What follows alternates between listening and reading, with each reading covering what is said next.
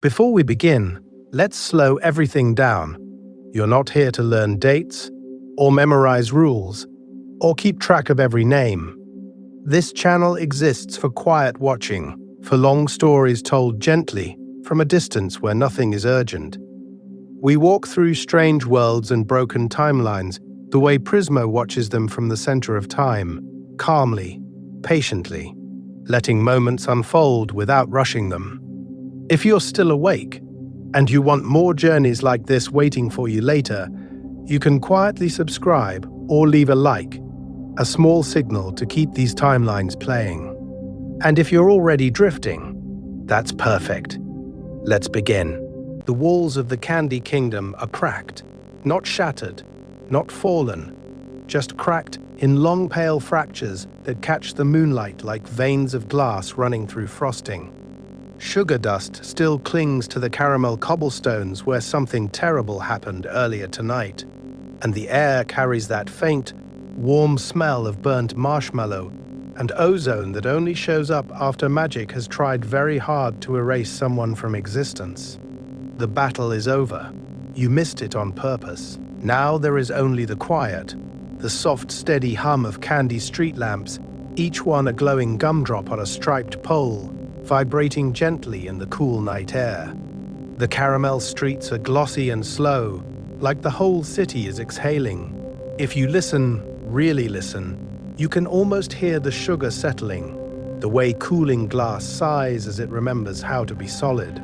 We drift above it all, you and the camera, and the unseen universe watching.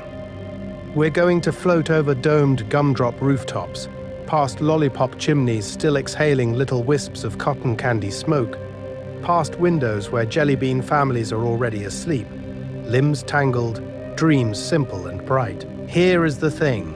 In the dark, the Candy Kingdom looks less like a city and more like a constellation that forgot to stay in the sky. Up ahead, the castle rises from the caramel streets like a crystallized sunrise frozen in mid-bloom. Towers of hard candy, ribbons of taffy, stained glass windows cut from spun sugar, catching the moon in pink and gold. On a single balcony edged with frosting railings that have been hastily patched where something hit earlier tonight, Princess Bubblegum stands alone. She does not speak, she just counts. Her eyes travel slowly over the sleeping city, moving from window to window, tiny squares of syrupy light. Each glow is a citizen she made, a life she is responsible for, a wish she once had about what a kingdom could be. Think about that for a second. Most rulers inherit their people. Bonibel Bubblegum invented hers in a lab. Below her, the Candy Kingdom breathes. The walls, even cracked, still pulse faintly with pink light, like a heartbeat moving through rock candy. The streets remember footsteps. The gates remember sieges. This place has survived fire, war, the Lich, Gumbald's rebellion, and cosmic horrors that barely fit inside reality. And yet right now, the loudest sounds are the wind and the distant, ridiculous snores of sleeping candy people. In that specifically Adventure Time way, the peace feels almost suspicious, because under this quiet, there are unspoken wars and secret experiments, erased relatives and rewritten timelines. There are gum laboratories where ethics went missing for a few centuries. There is Peppermint Butler, somewhere down there, pretending to be a harmless butler while casually maintaining pacts with the darkest corners of the multiverse to keep these fragile sugar citizens safe. And all of it, every glowing window and humming lamp and caramel street, began with one lonely scientist and a single piece of gum. So let's start there. In this video, we're going to rewind from this cracked, moonlit fortress all the way back to the first bubble, the first experiment, the first moment the Candy Kingdom flickered into existence, and then move gently forward through every rise, every fall, every quiet midnight like this one. You can close your eyes if you want. The story will keep going. Time will keep unspooling. And as the Candy Kingdom's long, sugary timeline stretches out beneath us, you can drift with it, following its history down into sleep. From one piece of gum to an empire, what this story will unfold. So, in this video, we're going to stay right there on that drifting timeline, but we're going to zoom in on one glowing point, a single piece of gum that decides, somehow, to become a universe, or at least to pretend it can. Think about that for a second. One experiment in a pink lab, one lump of candy biomass, eventually turning into a walled city that calls itself the Candy Kingdom. Here is the thing. This is not just a tour of cute backgrounds and candy puns. This is a long, gentle story about how that kingdom was built, broken, and rebuilt over and over. In that specifically Adventure Time way, where everything looks silly until you realize it's about loneliness and control, and the fear of being left alone at the end of time. We're going to trace the arc from Bonnibel's first candy person, wobbling into existence under fluorescent lights, all the way out to the distant future echoes where her influence still lingers like sugar dust in the air. Let's start by laying out the path we'll walk. We'll follow Princess Bubblegum as she evolves from a young scientist in a ruined world into a monarch, a creator, a mother figure, and an almost cosmic engineer of reality inside her walls. We'll talk about how she literally makes her citizens, designing them to be fragile and innocent and easy to protect, and what that does to her sense of power and responsibility. Then we'll move through the big fractures in her candy timeline, Gumball and the first family gone wrong, the Gum War and its almost apocalypse, the Lich, uprisings, and every moment the Sugar Citadel shatters and has to be rebuilt from the crumbs. Between those crises, we'll slow down. We'll drift through everyday life inside the walls. The royal guards patrolling caramel cobblestones, Peppermint Butler quietly practicing dark magic behind a polite smile, candy citizens tucking into bed while the gum towers hum in the moonlight. We'll loop back to the same streets more than once, repeating the images softly so your mind can rest on them the way you might rest your head on a pillow.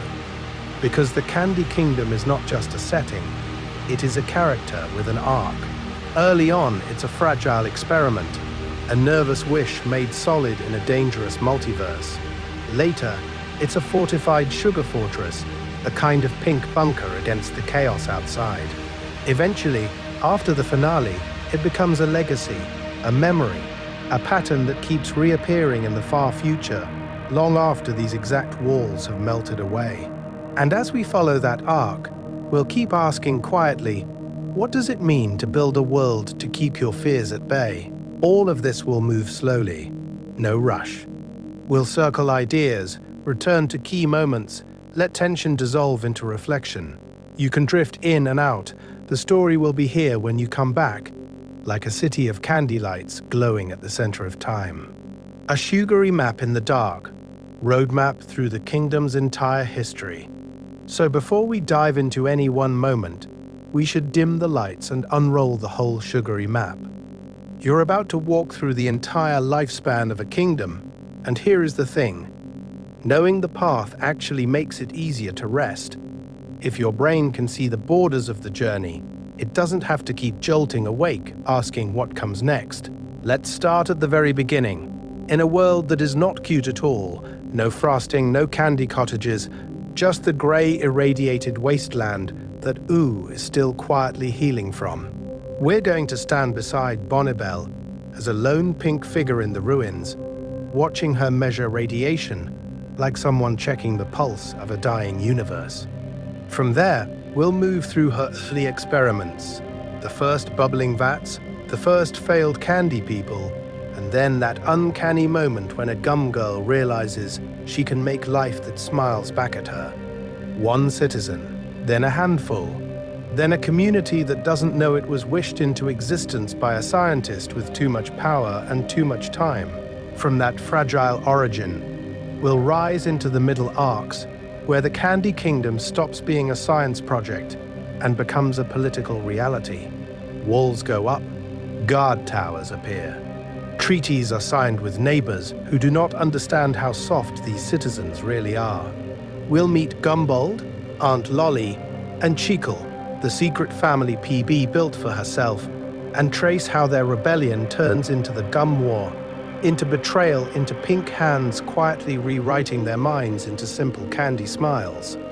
Think about that for a second.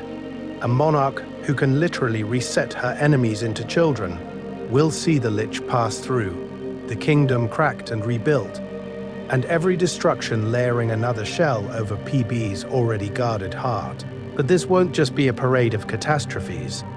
Between the explosions, we'll slow down and wander through daily life. We'll tuck into a candy citizen's bedtime, watch the royal guards yawn on the ramparts, and drift with Peppermint Butler as he does harmless servant tasks on the surface, while quietly consulting grimoires in the dark. There will be street festivals, baking contests, tiny crushes, and citizens whose biggest desire is to get home before curfew, completely unaware that their entire reality is the product of a single woman's sleepless anxiety. Eventually, we'll drift forward, far beyond the familiar timeline of the show. In this video of the Candy Kingdom's life, we're going to look at what remains when the pink towers are memories, when descendants pick through caramel ruins and half-remembered legends of a gum monarch who made everyone safe by making them fragile. We'll treat the future like a distant shoreline, hazy, gentle, but real.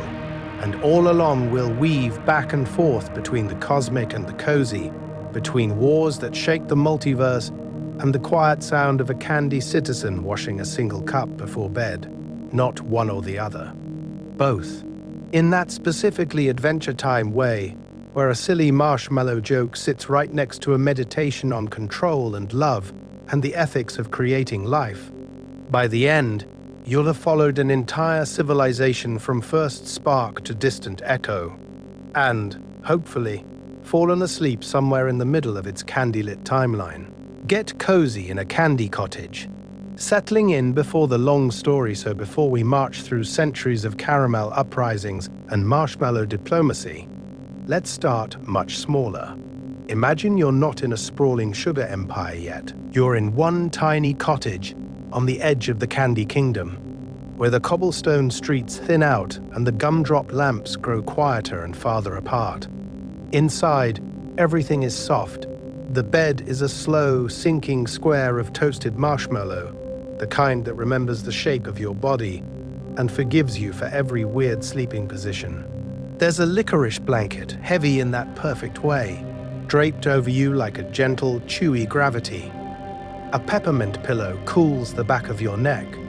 The window is a sugar pane, and through it you can see the distant glow of the castle towers, their pink silhouettes pulsing like a heartbeat at the center of time. Here is the thing. Your body is still in your own room, in your own universe, with your own very non-edible furniture.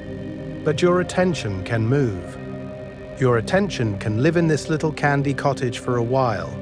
So if you can, dim the lights. Turn the brightness on your screen way down, or let the device face away from you. You don't have to watch anything. You can just let this play in the background, like a quiet wish being granted on loop. We're going to be here for a while, tracing a timeline that runs from Bonnibel's first experiments to the distant future where her legacy is more rumor than reality. That's a lot of existence to hold in your head. You don't actually need to. You're allowed to drift in and out. If your eyes want to close, let them. If your thoughts wander off into some unrelated corner of the multiverse, that's fine too. Think about that for a second. A history lesson you are explicitly not required to remember. And if you like having that, long lore-heavy journeys that you can fall asleep to, where the power of the universe is mostly being used to help you get 8 hours, this is where the practical, non-candy part sneaks in. You can tap like on the video.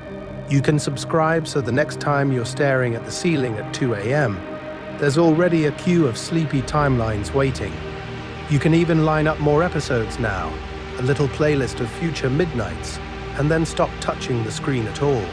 No pressure though. No test later.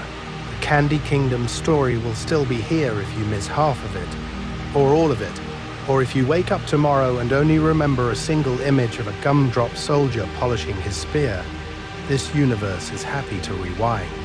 Time in this kingdom loops and rebuilds in that specifically Adventure Time way, and you can always drop back into the timeline at any point you like. So, in the cottage, the licorice blanket settles.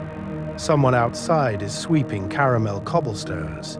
You hear it as a soft, rhythmic hush.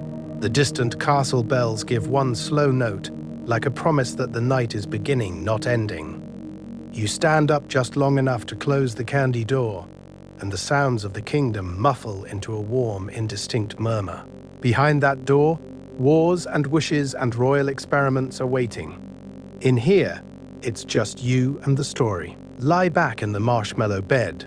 Let your breathing match the quiet rise and fall of the kingdom outside.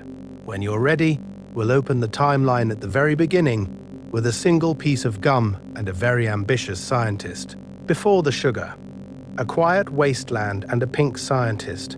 So let's start with the version of Ooo that never makes it onto the postcards. No pastel turrets. No candy choir humming lullabies in the plaza. Just a long, low horizon of broken concrete and glass, where the wind moves through the ribs of old skyscrapers and makes them sing like empty bottles. The Mushroom War has already done its work. The universe kept going, but the land itself feels like it's still deciding if it wants to participate in existence. The ground is cracked open, veins of old subway lines and rebar showing through like fossilized nerves. Puddles glow faintly with leftover radiation, little neon bruises on the face of reality. Every so often there's movement. A lonely survivor dragging a cart through the ruins of a mall. A shadowy shape slipping between collapsed highways. Some mutant animal watching from the shell of a billboard. No one trusts anyone. No one trusts the air. This is not a world that feels safe enough to fall asleep in. And in the middle of that, in a forgotten concrete bunker half swallowed by ivy and fallout dust, there is a lab, not a sleek sci-fi universe lab, more like a hoarder's nest of beakers, cables and jury-rigged machines humming on stolen power. In that lab, there is a girl made of gum, Princess Bubblegum. Pink, precise, and already thinking 10 timelines ahead of everyone else. Here is the thing. She is both a survivor and an experiment. She's literally candy, a bright, impossible color in a gray universe, and she is alone in a way that almost feels like a cosmic joke. So she works. She measures decay rates in contaminated soil. She catalogs strange biomass that crawls up through the cracks. She melts gum, sugar, and organic residue together and watches what twitches. She is not playing with recipes. She is playing with the rules of life. Her motivations are not simple. She wants to understand this broken world, to map its dangers, to control its chaos before it can hurt her again. She is afraid, but the fear never shows as trembling. It shows as clipboards and equations and contingency plans. At the same time, there is a quieter desire under all the calculations. She is lonely. She wants companions who won't betray her, who won't start more wars, who will be soft and sweet and safely predictable. Think about that for a second. To her, safety and simplicity become the same wish. Outside, the wind cuts through skeleton buildings. Inside, she sketches a different reality. In her mind, the cracked earth is paved over with caramel cobblestones. The jagged rebar becomes candy canes. The ash in the air turns to powdered sugar drifting down on citizens who laugh easily because their lives are small, and that smallness is protected. We're going to see this over and over. The harsher the world outside, the more pastel her internal blueprints become. One night, under the sickly glow of a failing emergency light, she stops just observing. She stands over a vat of viscous, shimmering pink biomass, gum and sugar and harvested cells, and realizes the theory is ready. Not perfect, just ready. She can keep watching the universe decay, or she can intervene. She can make life that obeys her. She lowers the electrodes. The mixture shudders. Somewhere, a new timeline branches. The first candy person is about to open their eyes, And with them, the Candy Kingdom's sweetest dream and sharpest problem begins. The first candy people, fragile friends in a dangerous world. The mixture twitches again, and then it isn't a mixture anymore. It's a person, a small wobbling gumdrop of a person, lying on a cold metal table in the center of a ruined universe. Their eyes open like two perfect sugar pearls, reflecting cracked ceiling tiles and flickering fluorescent light. They smile immediately because that's what their face was built to do. They try to sit up and their arm sticks to the table with a wet, syrupy sound. They giggle at it. Of course they do. This is their first experience of existence. Adhesion. Princess Bubblegum steps forward with the slow, careful movements of someone approaching a wild animal and a newborn at the same time. She peels the little arm free. Gentle, clinical, almost parental. Easy, she says, as if the word itself is a rule of reality. Bend here, not there. Talk like this. She demonstrates syllables like a teacher, but also like a programmer testing a brand new interface. Here is the thing. This isn't just science. This is a wish granted sideways. She wanted life that wouldn't leave her, so she built it out of sugar and obedience. The first candy person blinks, repeats her sounds, and laughs when they get it right. They don't question why they're here, or what time it is, or what happened to the old world outside. They don't know there was an outside. Let's start with her design philosophy, because it's brutal in that specifically Adventure Time way. Candy people are fragile on purpose. Their bodies crack, melt, chip, and dissolve. They are childlike on purpose. Their minds tilt toward play, toward simple desires, toward trusting the pink figure in the lab coat. Short-lived on purpose. If they break, she can make more. If they fear danger, they run to her. If they imagine rebellion, it dissolves long before it can solidify into a real threat. They are easy to protect, easy to replace, and very, very unlikely to overthrow their creator. Think about that for a second. She has cosmic power over their entire timeline. Birth, maintenance, extinction. These are lab variables for her. And yet, when the first one stumbles off the table and almost walks into a tray of scalpels, she flings the tray away with real panic. She cares. She designed them to need her, and then she is trapped by that need. The lab fills slowly. A peppermint with a perfect swirl who can't stop spinning in place. A marshmallow whose hands fuse together when they clap too hard. A licorice rope that tangles itself in the wiring every 10 minutes, like a cheerful living hazard. Each one is a little success, another proof that her wish for companionship can be mass-produced. Each one is also another thread in a web of responsibility that wraps tight around her shoulders. We're going to see this web become a kingdom, but right now, it's just a room full of laughing, sticky prototypes who call her princess before there is even a castle. She teaches them rules. Don't go outside, don't touch the broken machines, stay where she can see you. Safety lessons, obviously. But also boundary conditions, parameters on their reality. Zoom out. Past the lab's cracked windows, the world is a wasteland, silent and radioactive under a dead sky. No walls, no towers, no banners, just one lit room in the dark, full of soft voices and the rustle of candy feet on tile. These are the first sparks of a fortified sugar kingdom, glowing at the edge of a ruined multiverse, already dreaming of walls they do not yet know they will need. Streets of sugar, from scattered candy people to a real kingdom, so the lab glows in the ruins for a long, long time, like a nightlight at the edge of a broken universe. But eventually, that one lit room isn't enough. The candy people keep bumping into the limits of tile and drywall. They press their caramel noses to the cracked windows and look out at the wasteland, and you can feel the next phase clicking into place. Let's start with graph paper.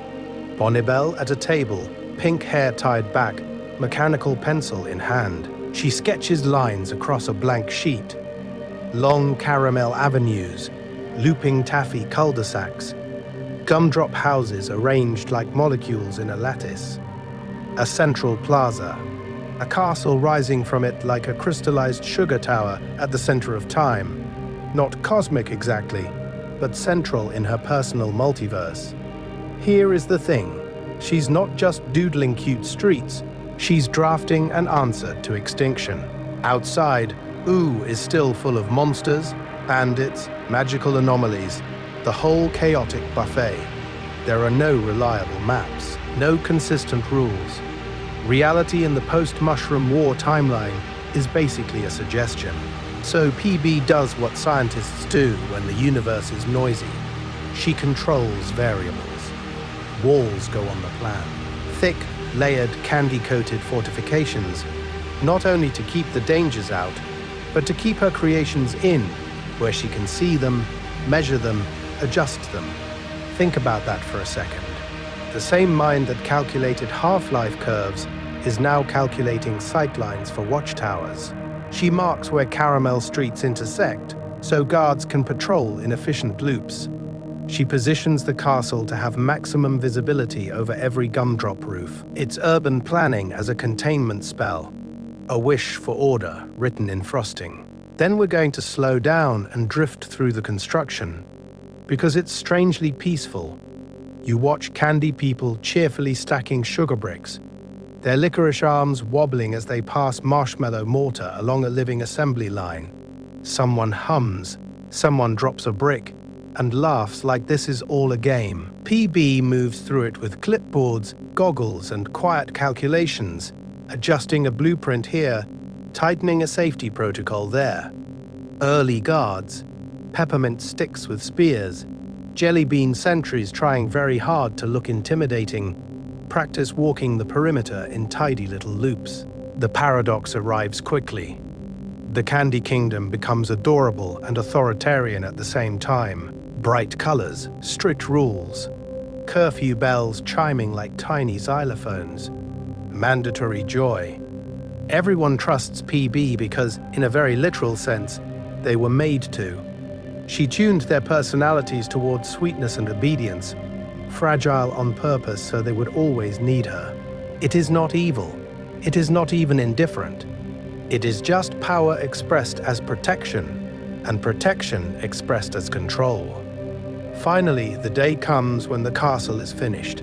PB walks up the licorice steps, past stained glass windows of her own face, and sits on the throne for the first time. The room is quiet. Below her, caramel streets curve away in neat patterns, lights glowing in gumdrop houses, guards tracing their loops like clock hands measuring out her responsibility across time. There is pride there. Awe. And under it, a thin, sharp line of terror at the idea of failing this carefully engineered existence. Because if she built all of this, then what happens when it breaks? And who, exactly, will she become to keep it from breaking next time? Between monarch and maker, who is Princess Bubblegum to her people? So when you look at the Candy Kingdom from above, all you see are lights, little gumdrop windows glowing, lollipop trees casting round shadows, guards pacing in soft, repeating patterns. But if you drop down, if you walk those caramel cobblestones in the middle of the night, here is the thing. Almost every smiling face you pass is someone she made. Not just raised, not just ruled, built. Publicly, Princess Bubblegum is the perfect monarch. Cheerful, composed, the pink center of this tiny sugar universe, handing out candy at festivals and reassuring everyone that the rules are there to keep them safe.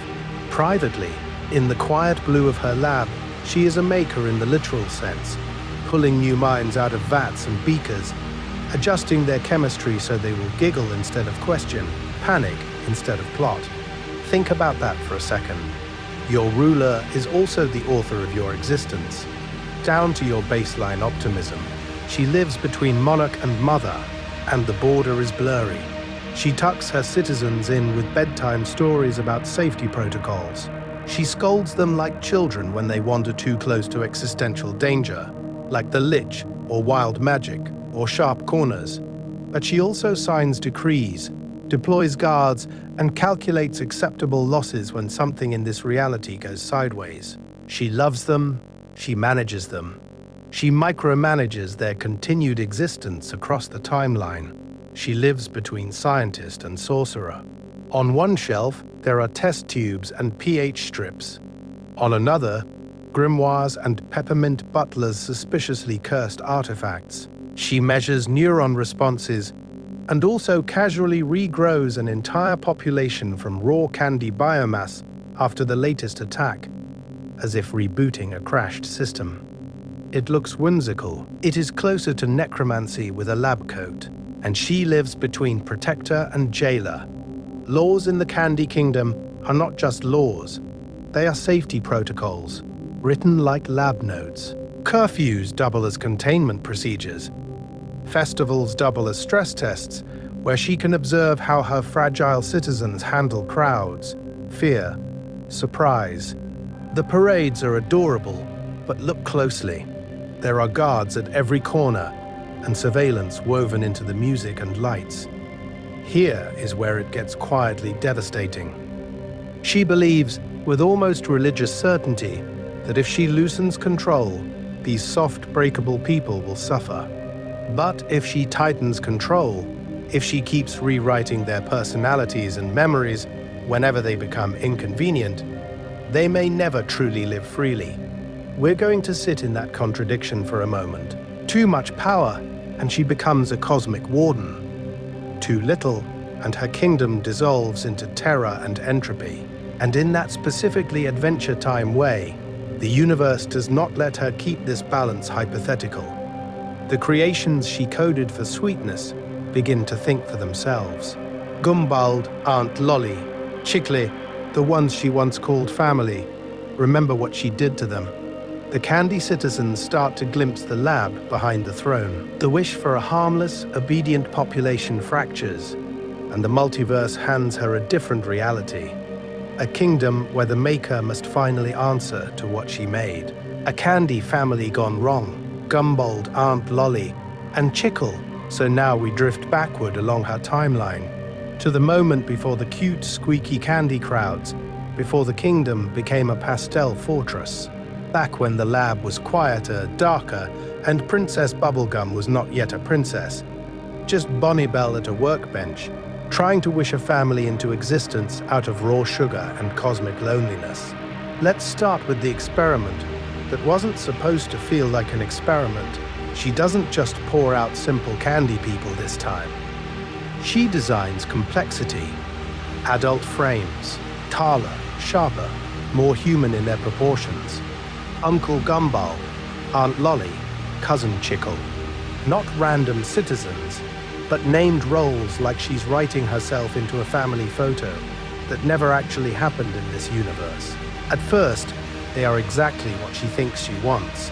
They're intelligent, capable, charming in that specifically Adventure Time way, where everyone looks like a toy but talks like a committee. Gumbald can draft blueprints and negotiate. Lolly can handle logistics and morale. Chickly can climb scaffolding, test defenses, laugh at the right moments. They help her raise walls, lay caramel cobblestones, plan irrigation for the gumdrop gardens. Here is the thing. For a brief, shimmering stretch of time, it works. She has partners. She has peers. She has, in her mind, a family. But power doesn't stay symmetrical for long. Especially when you literally programmed one person to be queen of reality and then gave the others almost as much agency. Gumbald starts looking past the cotton candy borders, imagining expansion, imagining a sugar empire that doesn't just defend itself, but dominates. He wants to build higher, dig deeper, bend more of the timeline around their little citadel of sweets. Think about that for a second. The first real political opposition in the Candy Kingdom comes from the people she baked to help her rule. Aunt Lolly sees it too, but from a different angle. Resentment seeps in. She's tired of being aunt in a family where the child holds the crown and the lab key. Chickly goes along, not the mastermind, but not innocent either, quietly complicit as they sketch out plans that treat the simple candy people as resources, not citizens, tools, collateral. We're going to slow down here because this is where the horror creeps in for Bonibel. She realizes, step by step, that Gumbald and the others are not just helpers, they are rivals. They have desires that do not align with hers, and those desires have real power. They talk about forced transformations, about reshaping the kingdom without consent. They talk about using her fragile, childlike creations as shields and soldiers. And she understands that if she does nothing, the Candy Kingdom's bright future collapses into a much darker timeline. So she makes a decision. Not a heroic one, a decisive one. In the quiet of her lab, surrounded by vials and candy DNA, she chooses to take their minds away, to reduce Uncle Gumbald, Aunt Lolly and Cheekle back down into simple candy people, harmless and smiling, with no memory of rebellion. It is a clean solution on paper and a moral sinkhole in practice.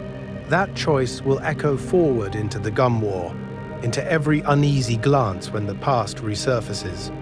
But for now, in this moment, the universe holds its breath as Bonibel lifts the beaker and the future of her kingdom curdles around what she is about to do. The dumb choice, erasing a rebellion with candification. The beaker tips. The syrupy pink light catches on Gumbald's eyes for a fraction of a second, and you can almost see the timeline fork right there, like a crack running through caramel. One path is war, chaos, genuine freedom. The other is this, a quiet kingdom where rebellion is dissolved in sugar. Let's start with what candification actually is, because it's not just a cute visual gag. Bonibel isn't waving a wand. She is rewriting reality at the cellular level, using a fusion of hard science and what feels, in that specifically Adventure Time way, like sugar alchemy. Complex neural networks, generations of resentment, entire lifetimes of memory, reduced down into the mental equivalent of a gumdrop. Gumbald, Aunt Lolly, and Cheekle don't just get shrunk or frozen. They are distilled, simplified, poured into new molds. Here is the thing. This is not a prison. A prison at least admits you still exist as yourself, somewhere behind the bars. Candification is an eraser.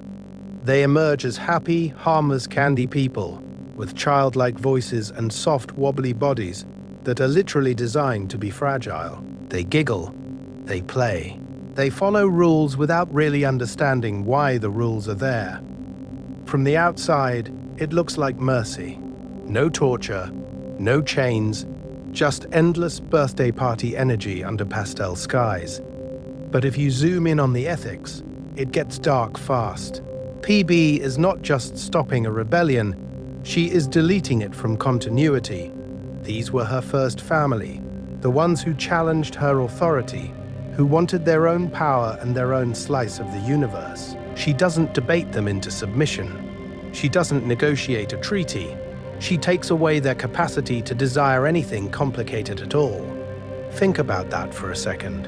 In a show obsessed with wishes, she grants them the one wish they never asked for, to stop being themselves. The Candy Kingdom absorbs these new citizens like they were always there. Gumbald becomes the pleasantly vacant punch bowl clerk you might pass without a second glance. Lolly is just a sweet auntie figure, not a co-architect of treason. Cheekle is reduced to background color, another smiling face in the sugar crowd. No one in the plaza knows that their silly neighbors once tried to overthrow the monarch who literally built their existence from raw candy.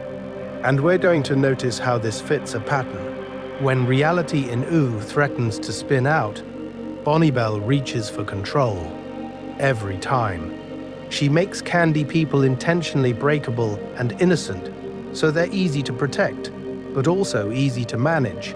She turns potential rivals into toddlers with frosting for brains. The kingdom becomes stable.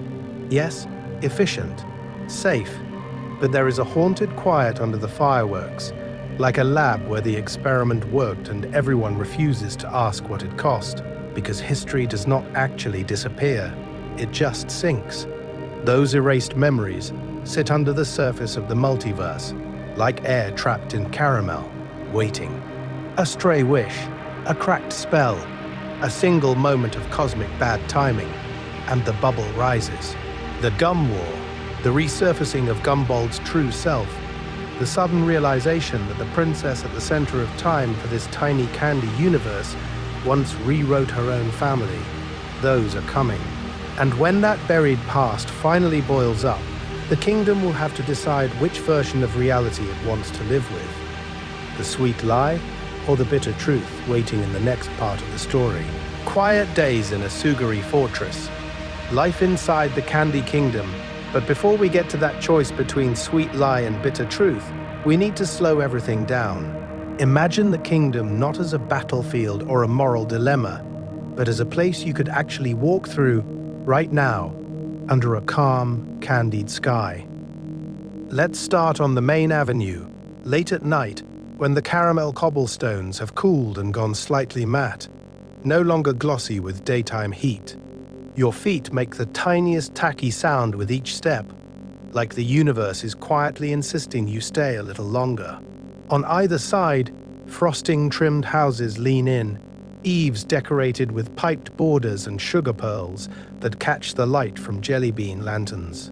Those lanterns don't blaze, they hum, soft candied colors breathing in and out, like the kingdom itself is dozing. Here is the thing. For all the cosmic danger orbiting Ooo, most of the Candy Kingdom's existence looks like this. Cinnamon Bun shuffles past you, still slightly burnt on one side, clutching a late-night snack that is, uncomfortably also bread. Mr. Cupcake finishes an evening workout, protein shake in hand, flexing at his own reflection in a darkened window. That used to be a bakery display. A couple of gumdrop kids bounce along the sidewalk, arguing about who gets to press the crosswalk button that is literally just a big gummy bear face. Think about that for a second. Their queen has fought eldritch horrors and rewritten her own family line, and these kids' biggest desire tonight is to push a candy button first. We're going to drift past the park, where the licorice benches are still warm from the day, and melted marshmallow patches have hardened into soft, springy pillows.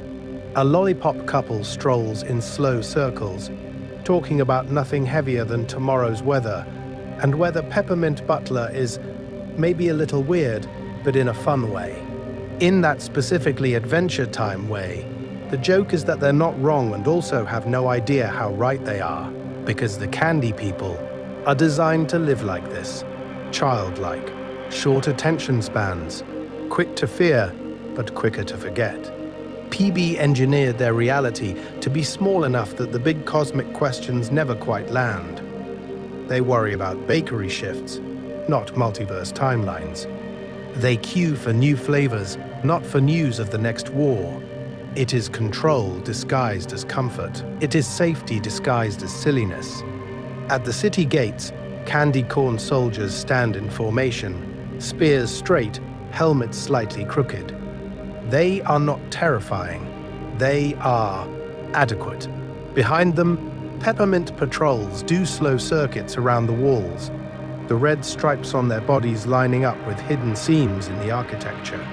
Those seams matter, because baked into the frosting and fondant are quiet surveillance systems, gumdrop gargoyles whose eyes follow motion, licorice railings that relay vibrations, a lattice of sugar glass that carries sound straight back to the castle.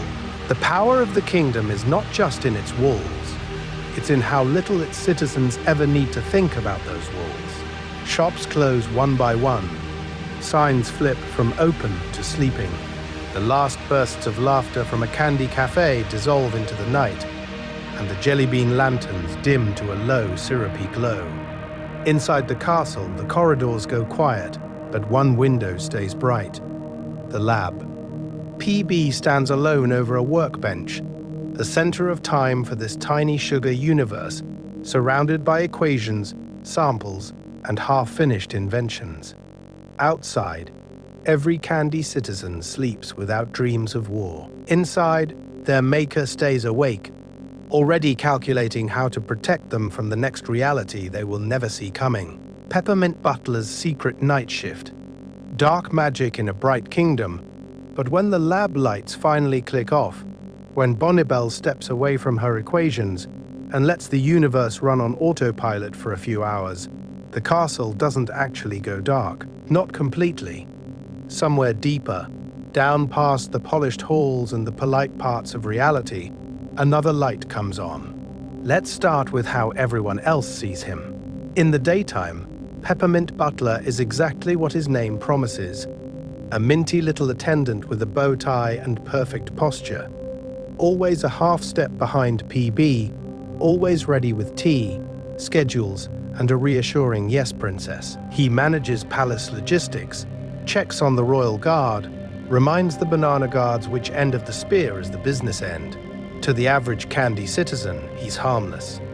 Nervous, almost decorative. Here is the thing. That is a mask. A very good one. When the gumdrop street lamps dim and the caramel cobblestones cool, Peppermint Butler's whole reality tilts sideways. The same hands that pour tea now trace circles in chalk and bone dust on the flagstones of a hidden cellar. The same polite voice that whispers, "Your appointment is here," spends the night murmuring incantations in languages that were old before the Mushroom War reshaped the timeline.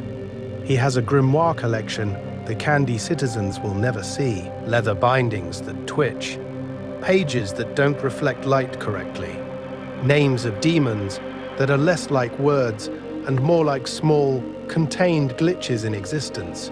We're going to follow him, just for a second, as he draws a sigil under the castle, a perfect little geometric scar in the foundations of the Candy Kingdom. Candles bend their flames inward. The air thins. Something answers. And Peppermint Butler smiles in that specifically Adventure Time way that is both cute and deeply unsettling. While PB builds railguns, golems, and surveillance systems, he maintains pacts, wards, and cosmic non-aggression treaties. She watches for invading armies and political uprisings. He watches for wishes gone wrong, wandering curses, and entities that don't understand why a sugar citadel is suddenly occupying their favorite ley line. Think about that for a second. In a universe with prismos and liches and magic crowns echoing through the multiverse, somebody has to read the fine print on the supernatural side of the rules. He is not evil. He is not even indifferent. He is just willing to shake hands with the dark so the gumdrops can sleep. And that's the quiet irony of this place. The Candy Kingdom is engineered to be innocent, fragile, easy to shepherd through time. But its safety net is woven from extremely non-innocent threads. Moral grey science on one side, literal blood sigils on the other. Peppermint Butler will banter with death, trade favors with demons, and erase small crises from existence before they ever touch daylight. Most citizens will never know that. 3 levels below their bedrooms, their Peppermint Guardian is negotiating with something that does not understand the concept of cute. By morning, the circles are scrubbed away, the candles are cold, and the butler is back at PB's side, holding a clipboard. Another tiny apocalypse postponed. Another invisible scar added to the foundations. And as the kingdom wakes up to another peaceful day, we can start to wonder what other secrets are baked into these sugar walls, waiting quietly for nightfall. When the walls crack, the Candy Kingdom versus the Lich and other catastrophes, those peaceful sugar walls you were just picturing. The ones hiding candle wax sigils and quiet midnight deals. They don't always hold. Sometimes, in the bright light of day, the universe itself reaches out and cracks them like burnt caramel. Let's start with the Lich, because of course we do. The Lich is not just a villain, he is a wish in skeletal form. The desire for absolute silence in existence, for every timeline to go dark. When his power brushes the Candy Kingdom, the visuals change immediately. Colors drain. Candy cobblestones blacken and split. You watch taffy banners sag and rot in seconds, like time has been accelerated just for them. Here is the thing. The Candy Kingdom is supposed to be safe, a fortress of sugar at the center of time for these tiny, fragile people. But when the Lich moves through reality, safety becomes a polite fiction. In his first big incursion, you see citizens literally dissolve from fear and magical fallout. Gumdrop guards melting into sticky puddles as PB is already shouting orders, already dragging people toward bunkers and hidden labs. She does not panic. She triases the apocalypse. Think about that for a second. Your ruler, who also created your body, has evacuation routes pre-mapped for eldritch annihilation. We're going to see her in lab goggles, voice flat, eyes hard, as she slams emergency shields over towers that have already started to drip like candles left in the sun. She fires up defensive lasers, deploys golems, reroutes power from fountains to force fields. It is clinical. It is terrifying. And it is not just the Lich.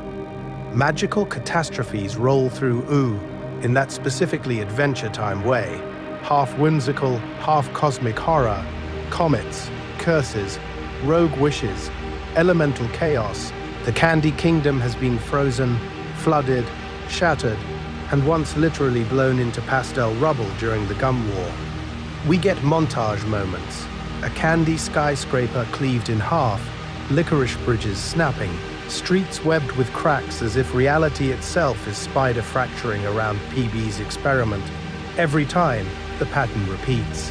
Walls fall, citizens scream and scatter, frosting smearing on the ground as they trip over their own jelly legs. PB stands in the eye of it, calculating. You can almost see the mental blueprints updating in real time. Thicker walls, deeper vaults, more weapons, more rules. The world outside confirms her worst suspicion over and over, that existence is hostile, that power must be centralized, that control is compassion. But the Candy people do not live at that scale. Their memories are short, their minds soft by design.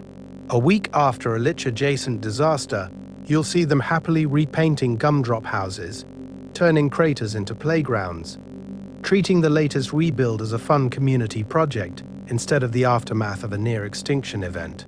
They bounce back because they cannot fully grasp how close they were to not existing at all. So we end on scaffolding, wooden frames wrapped around half-finished candy towers, cranes lifting blocks of hardened fondant into a sky that has tried to kill them more than once. PB stands over a table of blueprints, lines denser, bunkers deeper, contingency plans branching like a nervous system. She does not celebrate, she revises. And hanging over her shoulder, and over you as you drift toward sleep, is the quiet question the show never quite answers. How many more times can she rebuild this reality before something finally refuses to stay sweet? Blueprints and backup plans. The rules that quietly govern candy life. Let's start at that table of blueprints. The lines are so dense they almost hum, a quiet geometry of control. Every hallway, every sugar streetlight, every marshmallow cul-de-sac is pinned to paper. Because beneath all the whimsy, PB is running the Candy Kingdom on a set of very clear, very simple rules. Keep the candy people happy, keep them safe, keep them ignorant of what would shatter them, and keep her hands on every lever that matters. Here is the thing. Those rules are not written in some glowing law tablet. They live in curfews, in no going outside the walls at night, in guards who gently but firmly redirect wandering gumdrops away from the dark forest. The laws of the kingdom double as emotional fences. You don't just stay inside because it's dangerous. You stay inside so you never have to ask why it's dangerous or what else is out there in the multiverse of Ooo. From the outside, it looks like any fantasy kingdom. There is a castle, there are banners, there is a princess. But when you zoom in, the armor is lab coats, not plate mail. Instead of knights and dragons, you get security grids, sensor towers, and hidden labs humming under the castle, where reality is measured in petri dishes and containment fields. Think about that for a second. In most stories, power is a sword. Here, it's a clipboard and a surveillance network. Curfews are bedtime, but they're also sedation.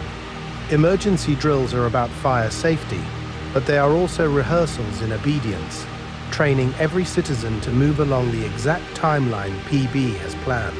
Even "have a nice day" becomes a quiet command. Stay cheerful, stay simple, don't peer behind the candy-colored curtain. She designs them fragile on purpose, emotionally and physically, because fragility is easy to protect and easy to reset if the universe breaks wrong. And yet, in that specifically Adventure Time way, the rules bend at the edges. Certain citizens get more autonomy, as if PB is running little experiments inside her own experiment. Peppermint Butler wanders far beyond acceptable magical practice. Cinnamon Bun gets promoted from joke to knight. Braco gets to orbit her like a sad little moon of unrequited desire. Finn and Jake move freely through the walls, as if the security grid just agrees to ignore them. Those exceptions matter. They're pressure valves. They let PB test what happens when her system meets real unpredictability. Heroes, dark magic, cosmic threats, without rewriting the whole rulebook. She is not evil. She is not even indifferent. She is just bound by rules she wrote for herself and now cannot fully escape. So the Candy Kingdom starts to look less like a fairy tale realm and more like a sweet, colorful machine. A closed system, every citizen a moving part, every law a line of code. PB is the engineer, walking the corridors with a clipboard, and also the emergency override, ready at any moment to drain the moat, seal the gates, or quietly reboot an entire population if existence veers off course. And as you drift, you can feel it. This is a kingdom that can fall apart 1,000 times and still snap back to its default settings. The question as we move into the next part of the story is what happens when something, or someone, refuses to be reset. Lonely in a crowd of candy, PB's private burden. And here is the thing about not resetting. Someone has to stay awake to watch the system. Someone has to be the one who never goes back to default. In the Candy Kingdom, that someone is a tall pink silhouette, walking alone through caramel streets at 2 in the morning. Let's start with that image. The sky over Ooo is dark, but the kingdom glows faintly, like a nightlight left on for a nervous universe. You can almost hear it, the soft, sugary snores of candy citizens drifting out of gumdrop windows, the quiet creak of licorice signs in the breeze, a distant guard yawning on the wall. They sleep hard, these people. They dream about parades and pies, and maybe, on a wild night, a slightly bigger hat.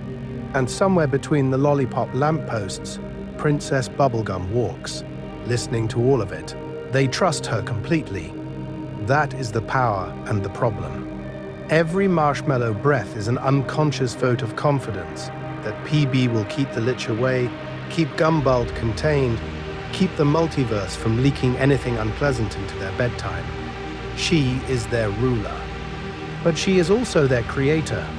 She made most of these citizens in a lab, calibrated their personalities, tuned their fears down, and their sweetness up until existence felt safe to them. So she can never be just another face in the crowd. She is not a neighbor. She is the architect of the neighborhood. Think about that for a second. When a candy citizen looks at her, they are not seeing a friend with a bad hair day. They are seeing the answer key to reality, walking past in a lab coat. If the crops fail, if the walls crack, if time itself hiccups, everyone turns toward the same pink constant and silently asks a question. Fix it? And we're going to notice something else as she walks. The people who treat her like an equal are not made of candy at all. Finn tracking sugar crumbs on the palace floor, Jake lounging across the royal desk like a stretchy golden paperweight. Marceline floating upside down in the lab, teasing PB about her cute little doomsday scenarios. With them, the conversation can be about desire, regret, music, the cosmic weirdness of existence, Not just about whether the gumdrop tax code is up to date. There is relief in that.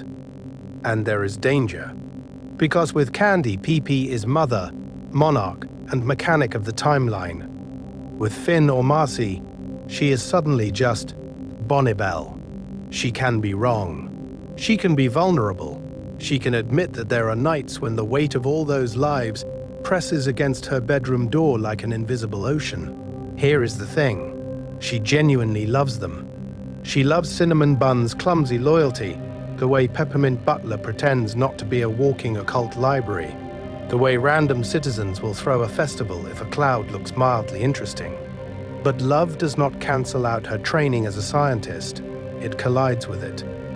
To PB, the Candy Kingdom is also a controlled environment, a long-term experiment in how to keep fragile beings alive in a dangerous universe. So sometimes, when a crisis hits, you can see the calculation behind her eyes. Not cruelty, not indifference, just equations. Population density versus blast radius, emotional trauma versus survival rate.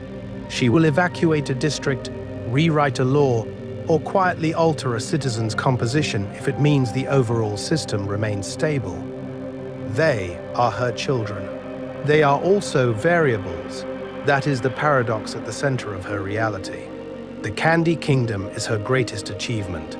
A functioning society grown from her own hands, rebuilt through wars, lich attacks, and gum-based civil conflicts.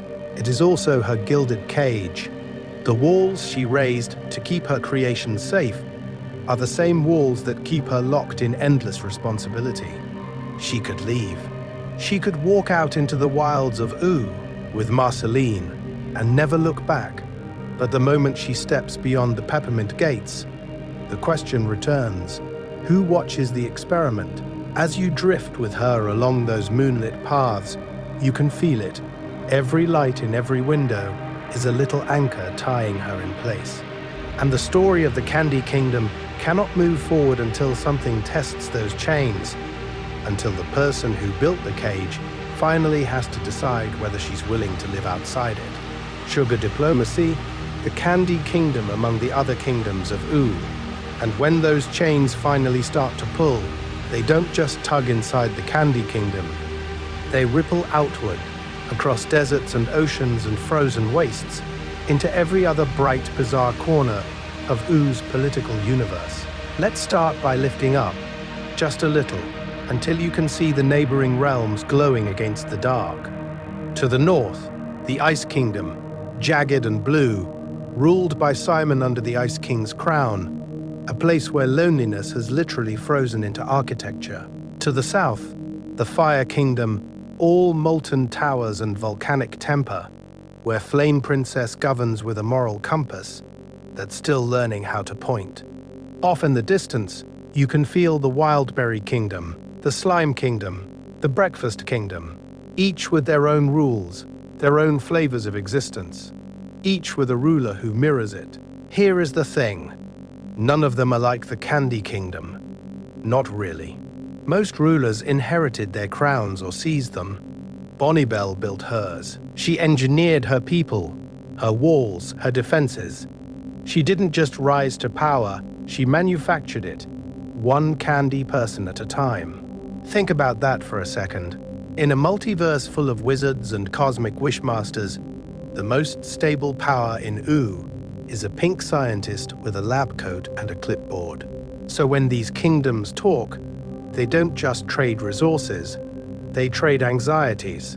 And PB is fluent in all of them. With Ice King, it's quiet crisis management, tolerating his chaotic visits while keeping one eye on the crown's reality warping potential. With Flame Princess, it's careful de-escalation, negotiating peace after Finn's betrayal and the Fire Kingdom's anger, turning a lava-fueled desire for revenge into treaties and trade. With smaller realms, it's vaccines, force fields, and candy tech.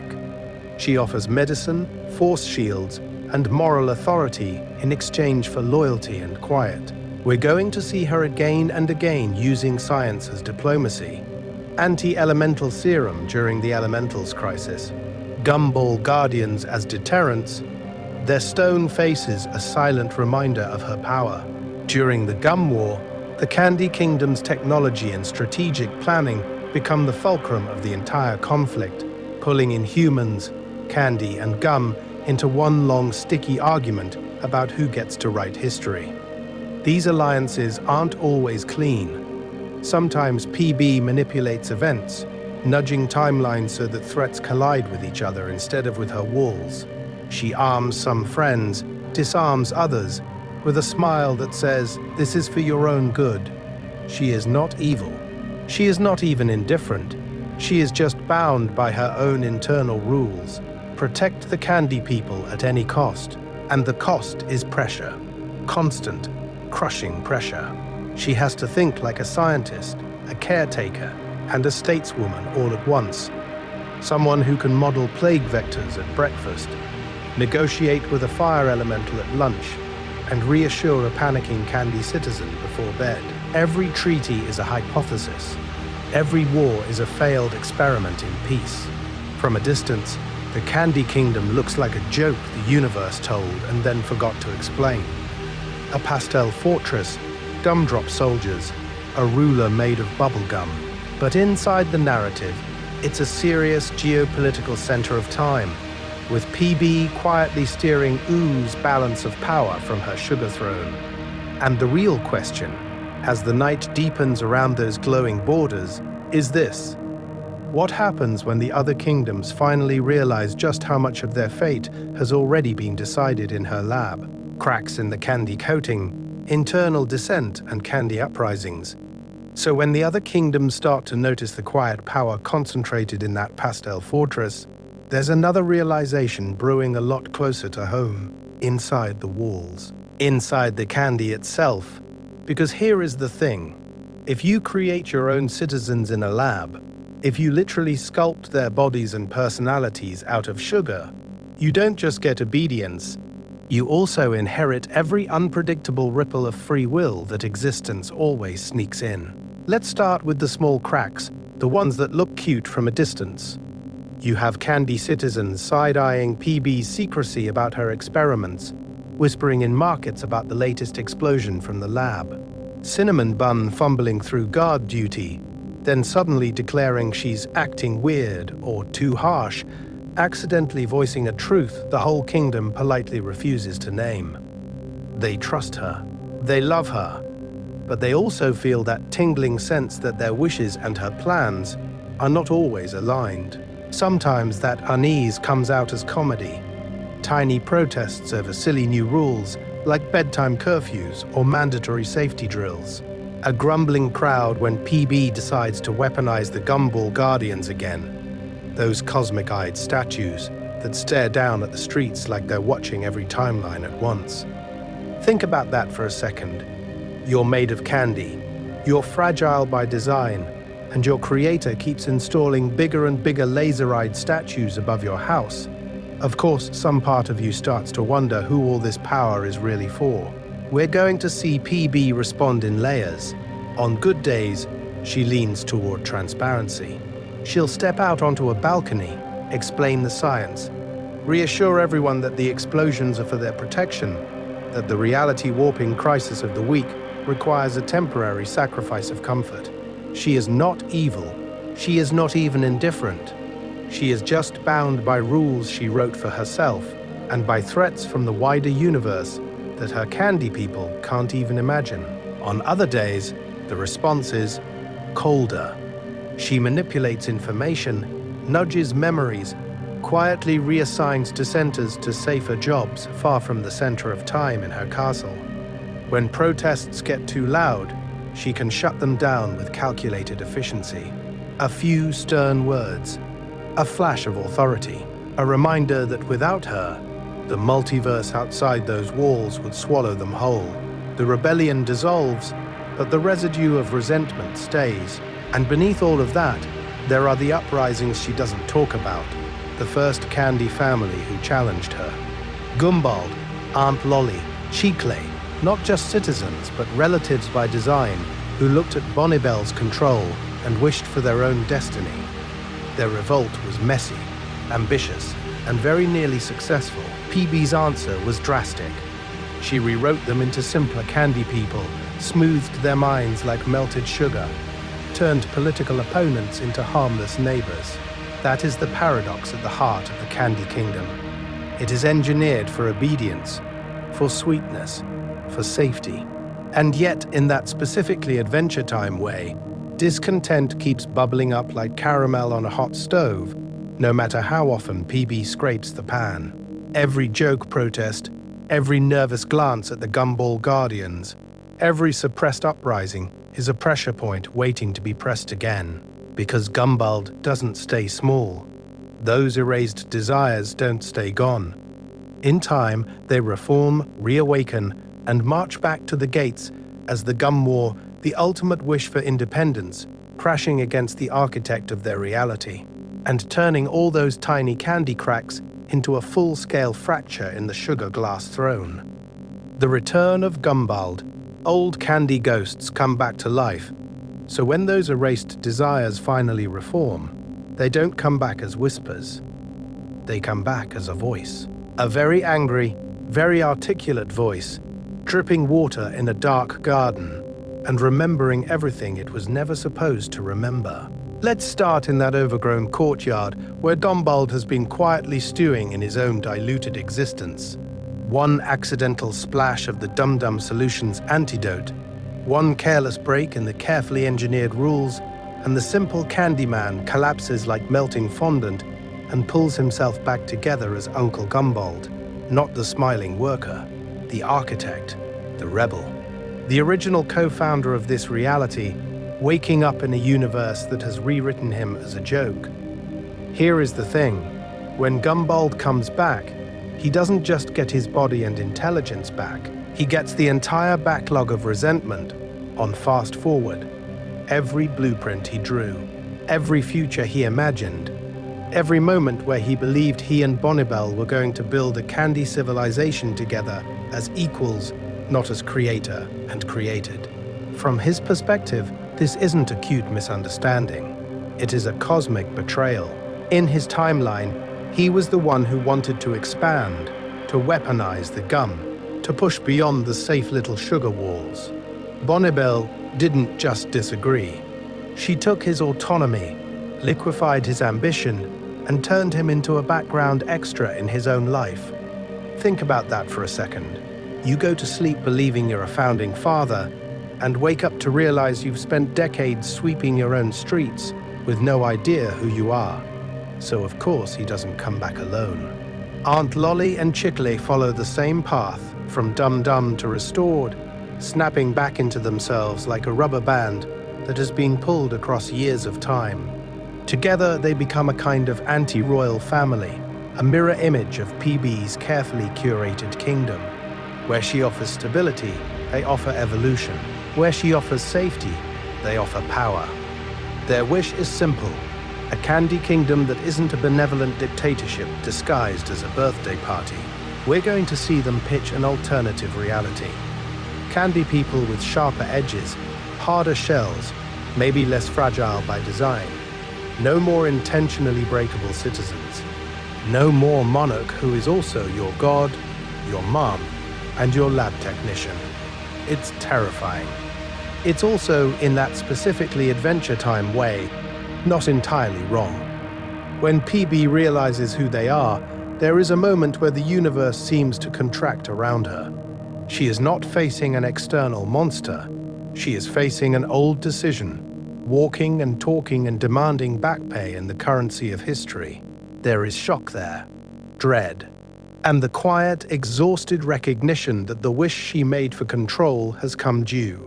The Candy Kingdom shifts, almost imperceptibly, from cozy fortress to pressure cooker. Old candy ghosts have taken on flesh. The past has armed itself, and as Gumball rallies his allies and PB fortifies her walls, the sugar fields between them begin to look less like farmland and more like a battlefield. As the Gum War rises on the horizon, not just a fight for land, but for the very soul and identity of this candy-built reality. The Gum War, softly told, a civil war in a candy world, So the gum war doesn't arrive like a thunderclap. It seeps in, slow as cooling caramel, quiet as sugar dust on a windowsill. One week, the fields between the Candy Kingdom and Gumbald's camp are just rows of glistening sugarcane and jellybean shrubs, waving in the breeze. The next week, there are fences, then trenches, then licorice barricades that turn farmland into fault lines. Let's start in the war room. Not a stone bunker, but a high, bright chamber in the Candy Castle. Walls lined with jars of color-coded marzipan markers. A frosting-stained map stretches across the table. Rivers drawn in blue icing. Hills marked with gumdrop pins. PB stands over it with her arms folded, crown slightly askew, watching as tiny caramel figurines, her loyalists in pink, Gumbald's faction in bitter green, slide across the surface. Each move is a plan. Each plan is a risk. Each risk is a memory of a choice she already made once, a long time ago when she first decided to fix her family. Outside, the fortifications rise. Candy engineers stack rock candy into glittering ramparts that catch the moonlight like crystal teeth. Siege engines roll out, absurd and deadly at the same time. Taffy-strung catapults that fling hardened jawbreakers, licorice-framed towers that creak and sway, smelling faintly of cherry, marshmallow barricades that look soft and harmless until you realize they're there to stop someone's advance. In that specifically Adventure Time way, the battlefield looks almost cute until you remember what it's for. Here is the thing. On paper, this is a civil war about power. Gumbald demanding land, authority, recognition as co-ruler. PB insisting on centralized control, on stability, on the rules she believes keep her fragile candy reality from collapsing. But emotionally, it's a family argument that got promoted to a cosmic crisis. She made him. She unmade him. Now he wants the universe to acknowledge that wound. In the quiet moments between skirmishes, PB feels time pressing in on her from both directions. The past where she poured sapient life out of a vat. The future where this war becomes another line in the Candy Kingdom's long, sticky timeline of destruction and rebuilding. She looks at Gumbald across the no-man's land of crushed sugarcane and thinks not enemy, but consequence. Think about that for a second. An entire war is an overdue conversation she has been avoiding for centuries. The Candy citizens, meanwhile, stand on their caramel porches at dusk, clutching cocoa mugs, watching the distant glimmer of siege engines like falling stars that forgot which direction to go. They don't understand the old grudges, the cosmic ethics, the wish for recognition that drives Gumbald.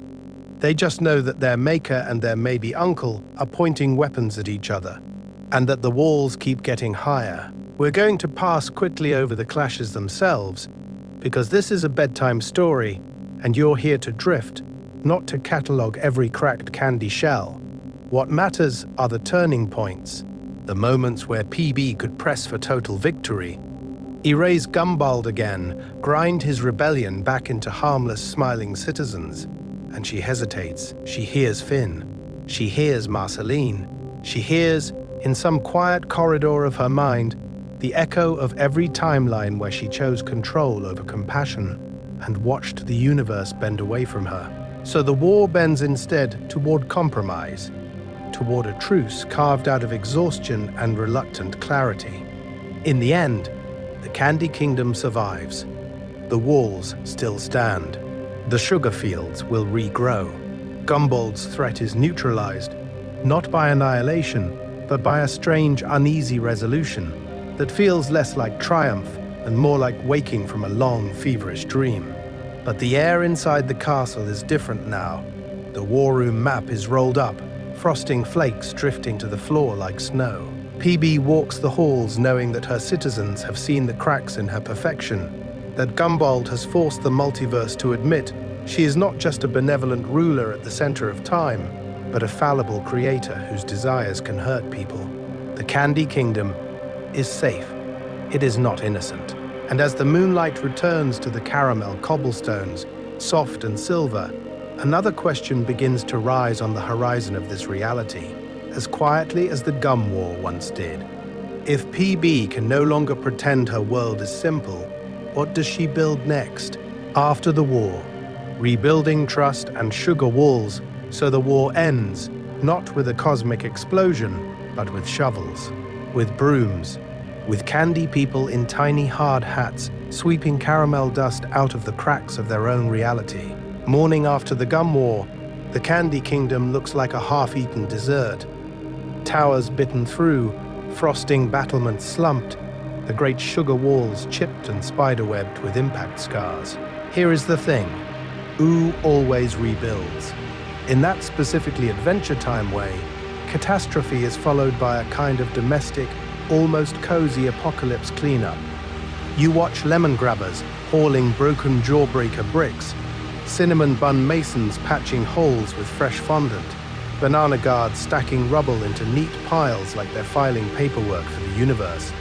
Life creeps back in, shop signs go up again, the soda fountains sputter back to life.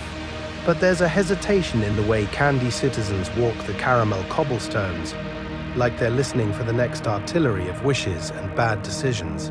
And at the center of it all, there's PB clipboard in hand, eyes a little older in the same pink face. She can rebuild towers by recipe. She can raise sugar walls with industrial precision. What she can't just conjure back with power alone is trust. So she does something much stranger for her than growing a new city from raw candy biomass. She starts talking. Really talking. Let's start with the small, awkward experiments. Open assemblies in the courtyard, where citizens can ask questions that don't have pre-approved answers, listening sessions that actually involve listening. She explains, in careful, measured words, that she created many of them, that she made them fragile on purpose, that her desire to keep them safe turned into a reality where they were never allowed to choose the danger for themselves. Think about that for a second. Your monarch admits she literally engineered your personality and then asks what you want. Pattern interrupt. Someone actually answers. A candy citizen complains about constant militarization. Another asks why Peppermint Butler gets away with being a walking occult incident report. They are nervous. They are earnest. They are, inconveniently, people. And PB, who once treated them like variables in a sugar-based equation, has to sit there and let the equation talk back. We're going to see little reforms, not a full revolution. She delegates more to councils. Banana guards get promoted based on competence instead of proximity to her lab. There are written rules now, not just PB said so. She relaxes curfews. She builds shelters under the sugar walls, not as secret bunkers only she knows about, but as shared spaces everyone can access if the multiverse decides to knock again. The real shift is internal.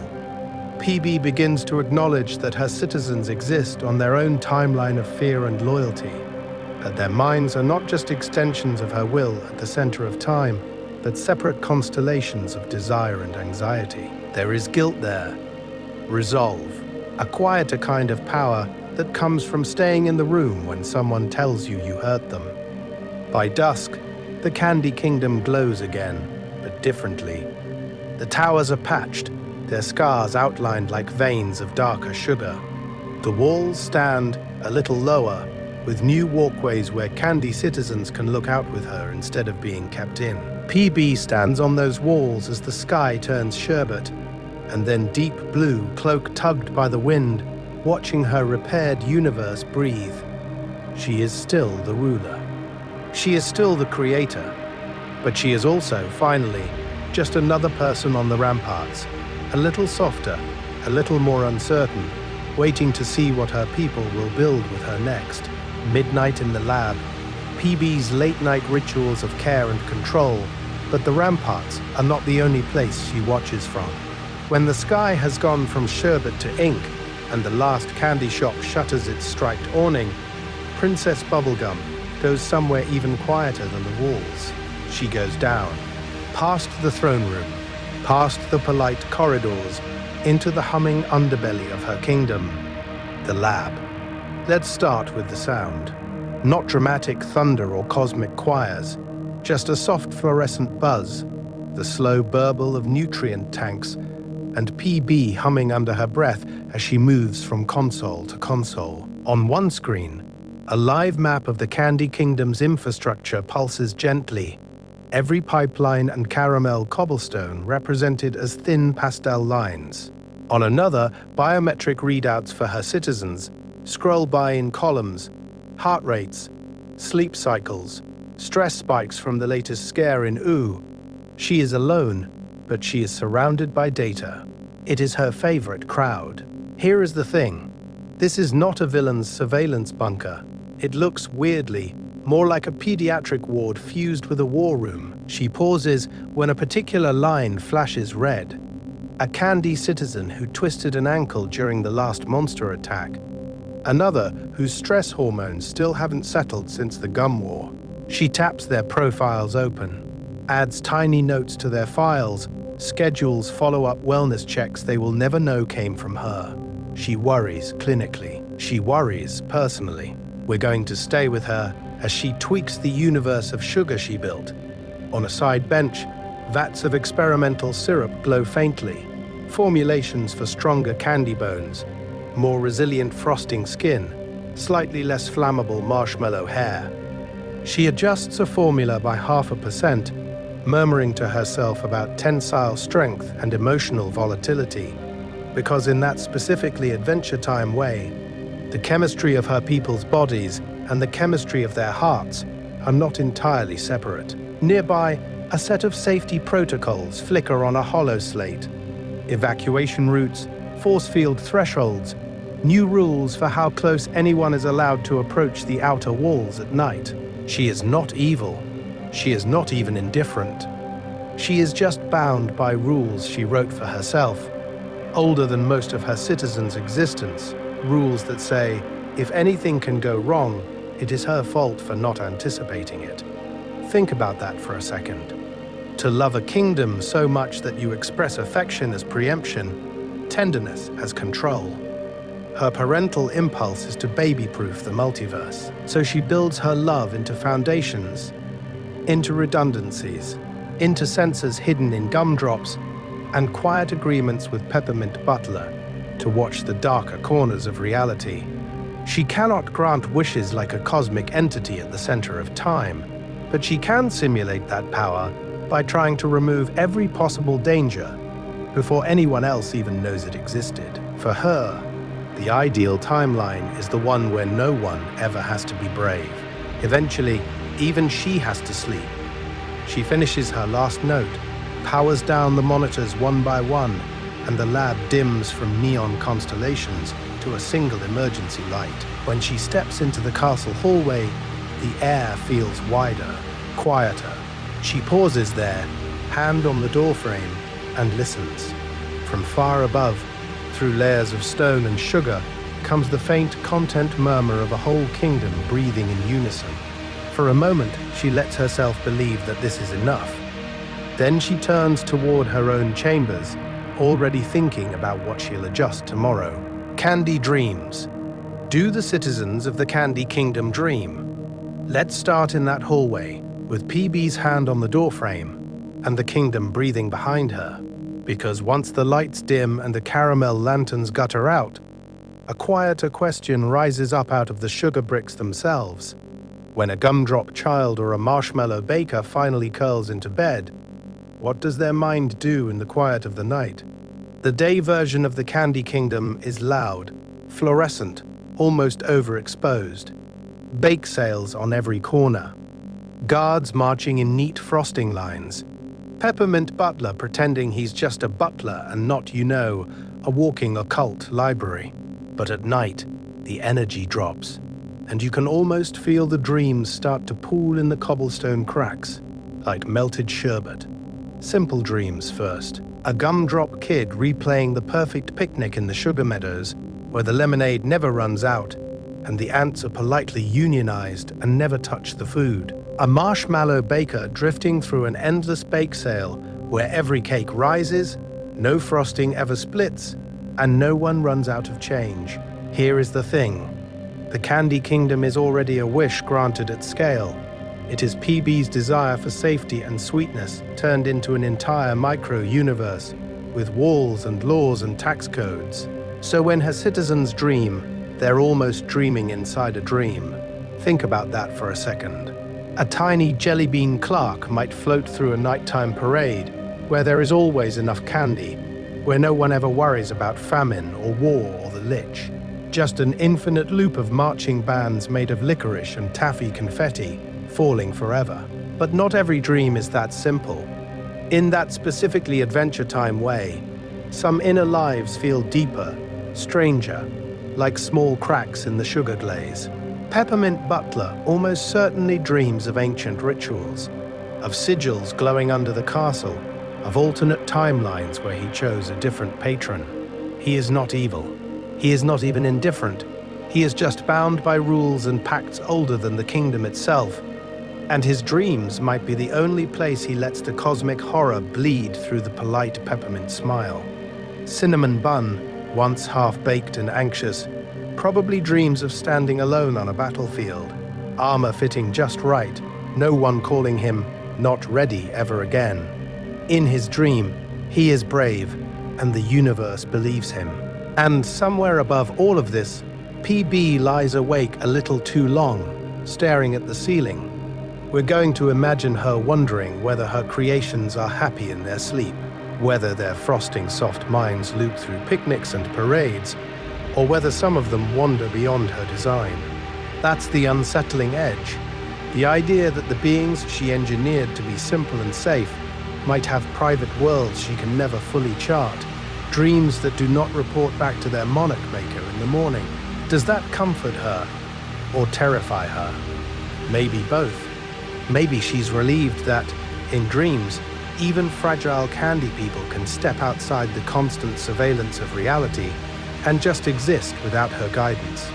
Maybe she's uneasy that desire, once seeded, grows in directions not even a genius can fully predict. Now, pattern interrupt. Forget PB for a moment. Imagine you are the candy citizen. Your body is spun sugar. Your worries are small, scaled to the size of a bakery schedule. And whether your licorice fence needs repainting, you climb into a bed that smells faintly of vanilla, inside walls the color of strawberry milk. The universe, for you, ends at the pink ramparts and the safe glow of the castle windows. Outside, the multiverse turns. Cosmic powers bargain. Timelines split and recombine at the center of time. Inside, your eyes close. You drift. You dream about a perfect day that already almost happened. You dream about your friends never melting, never cracking, never going stale. You dream within the wish that created you, nested and secure. And as you sink deeper, the kingdom's hum fades into a soft, distant hush, and you float there, weightless, in a sugar-lined night that feels like it could last forever. A walk with Finn and Jake, outsiders inside the candy kingdom. That sugar-lined night doesn't last forever, though.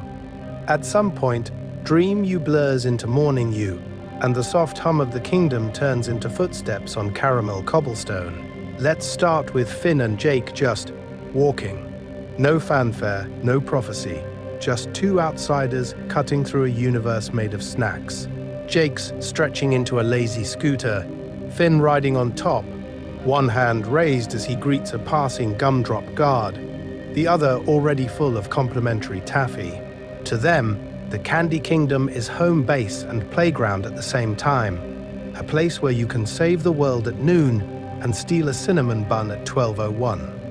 You watch them glide past donut shop windows and lollipop lampposts, saying hi to Starchy, trading fist bumps with Cinnamon Bun, letting a cluster of jelly beans climb all over Jake like a living jungle gym. It looks effortless. It looks simple. But here is the thing. Every step they take pulls in a little more of the outside world. Monsters follow their scent. Rumors follow their names. Quests cling to them like sugar dust. Finn and Jake don't mean to be a destabilizing force. They are not evil. They are not even indifferent. They are just bound by the adventure-seeking desire that defines their existence, and that desire drags the multiverse into PB's carefully measured reality. A casual visit becomes a tactical briefing.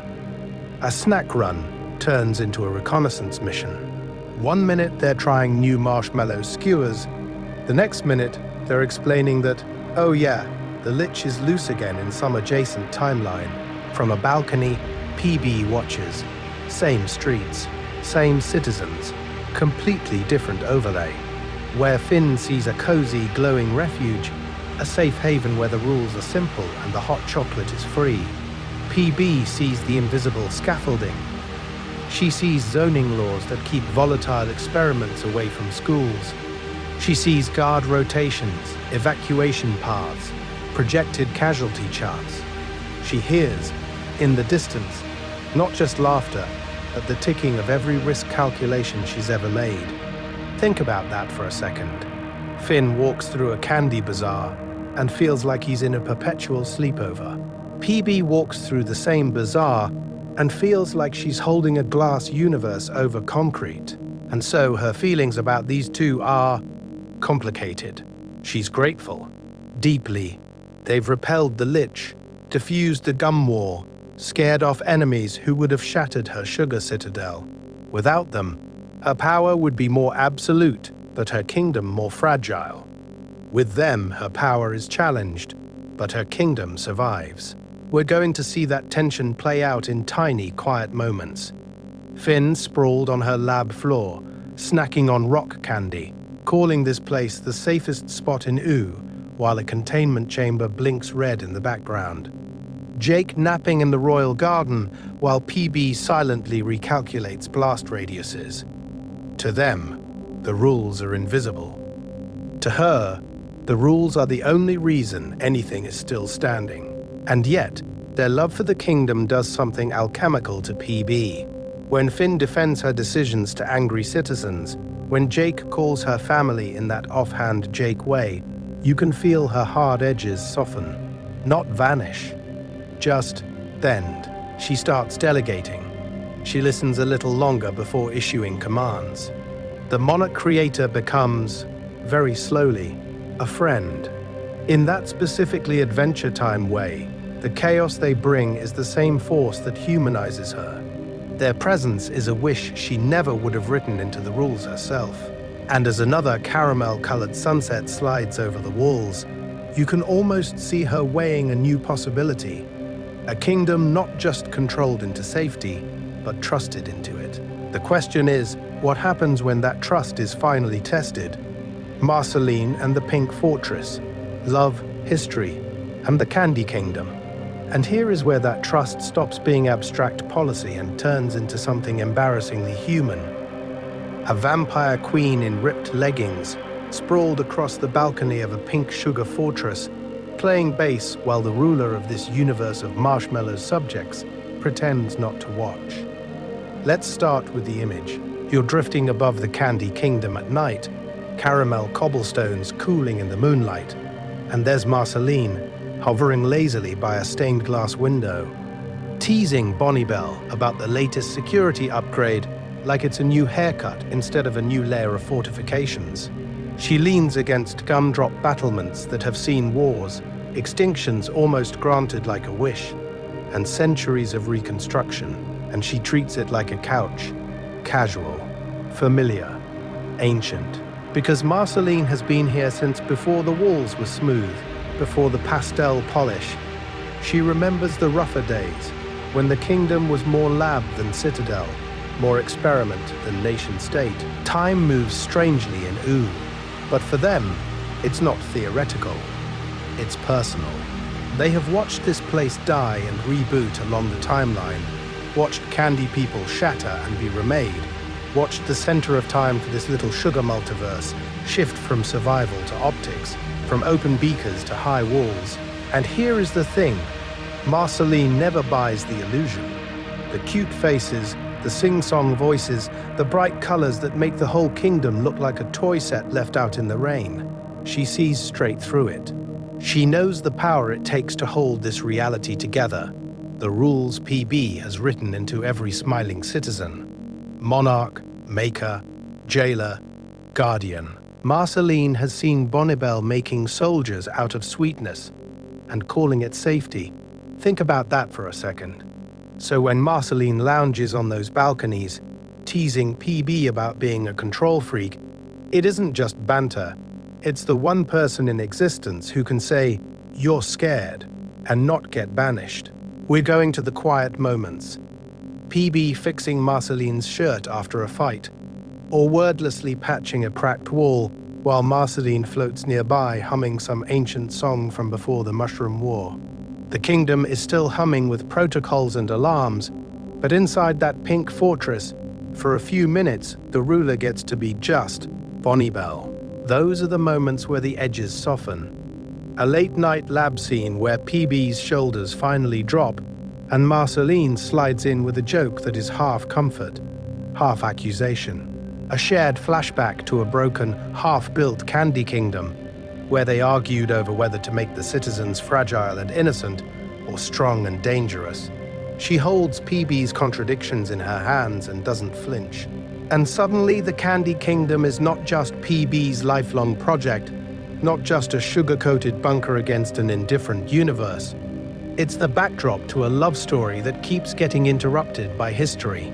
Every rebuild, every new wall, every repaired tower is also a new chapter in a relationship that has to survive different versions of the same person, different regimes, different wars.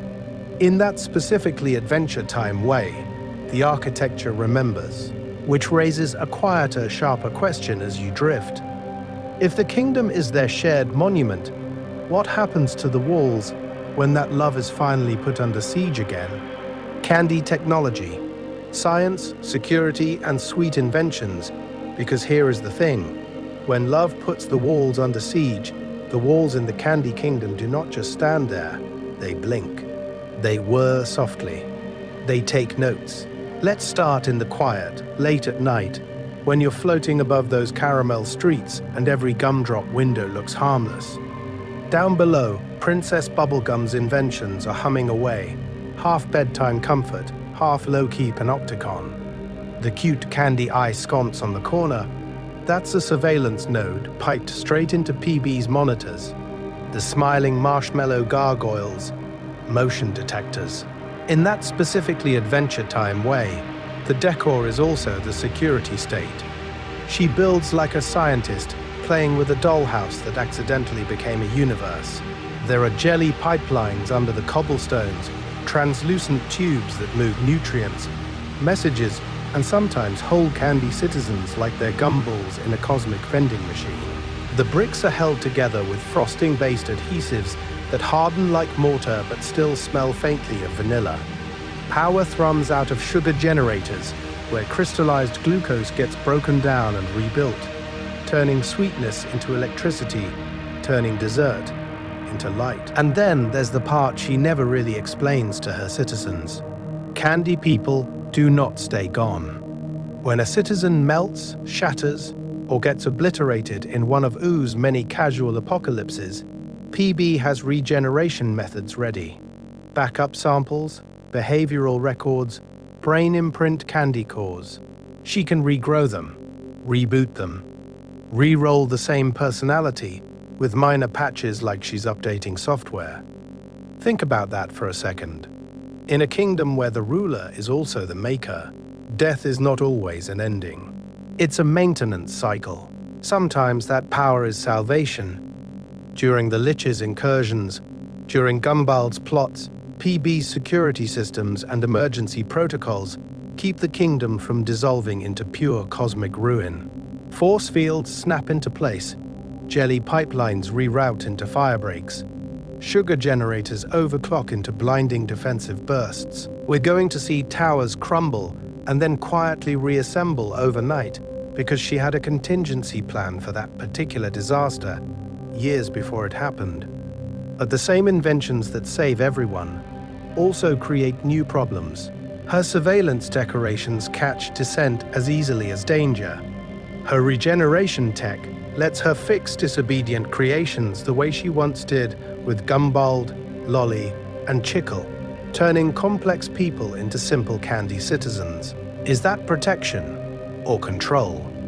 Is it a wish for safety or a fear of being challenged by the lives she brought into existence? The Candy Kingdom becomes slowly a living laboratory. Every brick, every street light, every peppermint lamppost that winks on at dusk is part of an ongoing experiment about how to keep fragile, sugary beings alive in a hostile multiverse. And as you drift, you realize the kingdom isn't just where they live. It's the apparatus that measures them, records them, and quietly decides what version of them gets to wake up tomorrow. Pattern interrupt. Imagine your own tiny candy house. So let's take that apparatus and flip it, just for a moment. Pull the camera off the grand experiment and point it somewhere smaller, quieter, softer.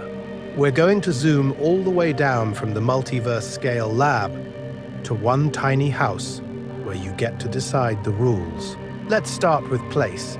In your head, pick a spot on the Candy Kingdom map, like you're dragging a little icon across a game board. Do you live tucked right up against the castle wall, where the pink towers rise over you like crystallized dawn, and you can feel the low hum of PB's machines under the cobblestones?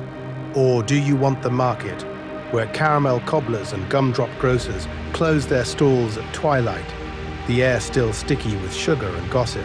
Maybe you go for a side street instead, a quiet little lane where the peppermint lampposts flicker earlier than they should, and time feels slightly out of tune. Think about that for a second. Now build.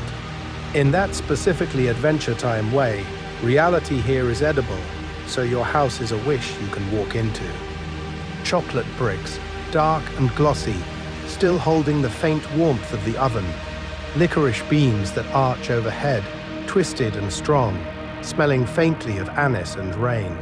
Gumdrop windows pressed into the walls, each one a different translucent color, so the moonlight comes in as pale blue, soft green, melted raspberry red. Maybe the roof is toasted marshmallow, pillowy and dense, muting the outside world until every raindrop is just a slow, sleepy drum on sugar. Here is the thing.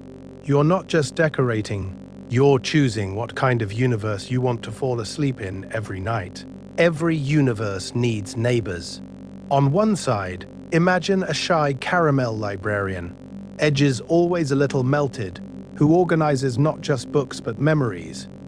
If you forget a dream, you can knock on her door and she'll quietly hand it back on a wafer-thin card.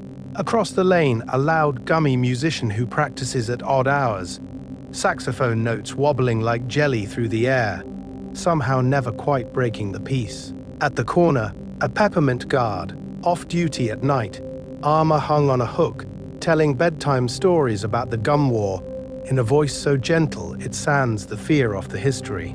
They are silly. They are profound. They are your timeline's tiny supporting cast. Now slip inside your house. Nightly routine. You light a sugar glass lamp. The flame is cool blue, like a piece of the center of time got lost in your living room. Out the gumdrop window, you might see the castle's silhouette. One tower window still glowing where PB runs late experiments, or just the market, stalls closed, signs swinging slowly in the breeze.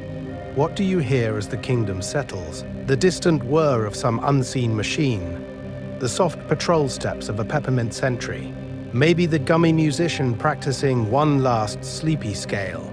And in this video, beneath all the cozy detail, the lore is still there. Every candy house you just built in your head exists because PB's grand design allows for it. It's another data point in her sprawling sugar model of civilization. But inside, from your chocolate threshold inward, it's also its own sealed cosmos, a tiny private reality with its own rules of comfort and desire. Tomorrow, we'll zoom back out to the wars, the threats, the way this kingdom keeps getting broken and rebuilt. For now, you're just one light in a grid of lights flickering softly as the Candy Kingdom dreams. Hidden rooms and secret corridors, the Candy Kingdom's underbelly above ground. The Candy Kingdom dreams in pastel. Below, the castle quietly grows roots, Let's start under your bed, metaphorically, and then keep going.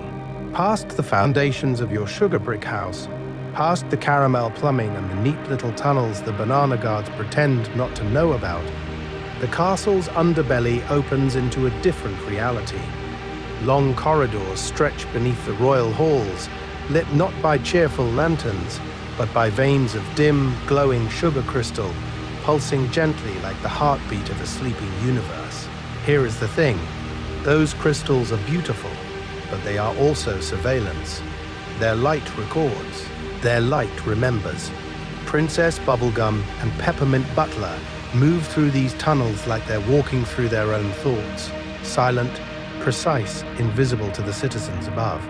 You picture PB's boots clicking against cold candy stone, Peppermint Butler rolling along beside her, the air thick with the faint smell of caramelized ozone and old experiments. On one side passage, a door slides open into a hidden lab, all glass and chrome and sticky residue. This is where candy is less dessert and more weapon. You see containment tanks holding early candy life forms that never made it to the daylight version of the kingdom, the ones that were too unstable, too hungry, too aware. There are shelves of dangerous artifacts, cursed amulets Peppermint Butler lifted from necromancers, little vials of lich-contaminated goo, prototypes from the gum war sealed behind hexed sugar barriers. To an ordinary candy citizen, one glance would be a nightmare they could never quite wake up from. Across the hall, the cells, they are not always full, but they are always ready. Reinforced jelly bars, runes etched in frosting so dense it might as well be iron. Sometimes they hold enemies. Sometimes they hold former friends. Sometimes they hold versions of PB's own inventions that grew past their original design, like echoes that learned to talk back. Think about that for a second. A kingdom built on candy, and under it, a museum of never again. We're going to call this what it is.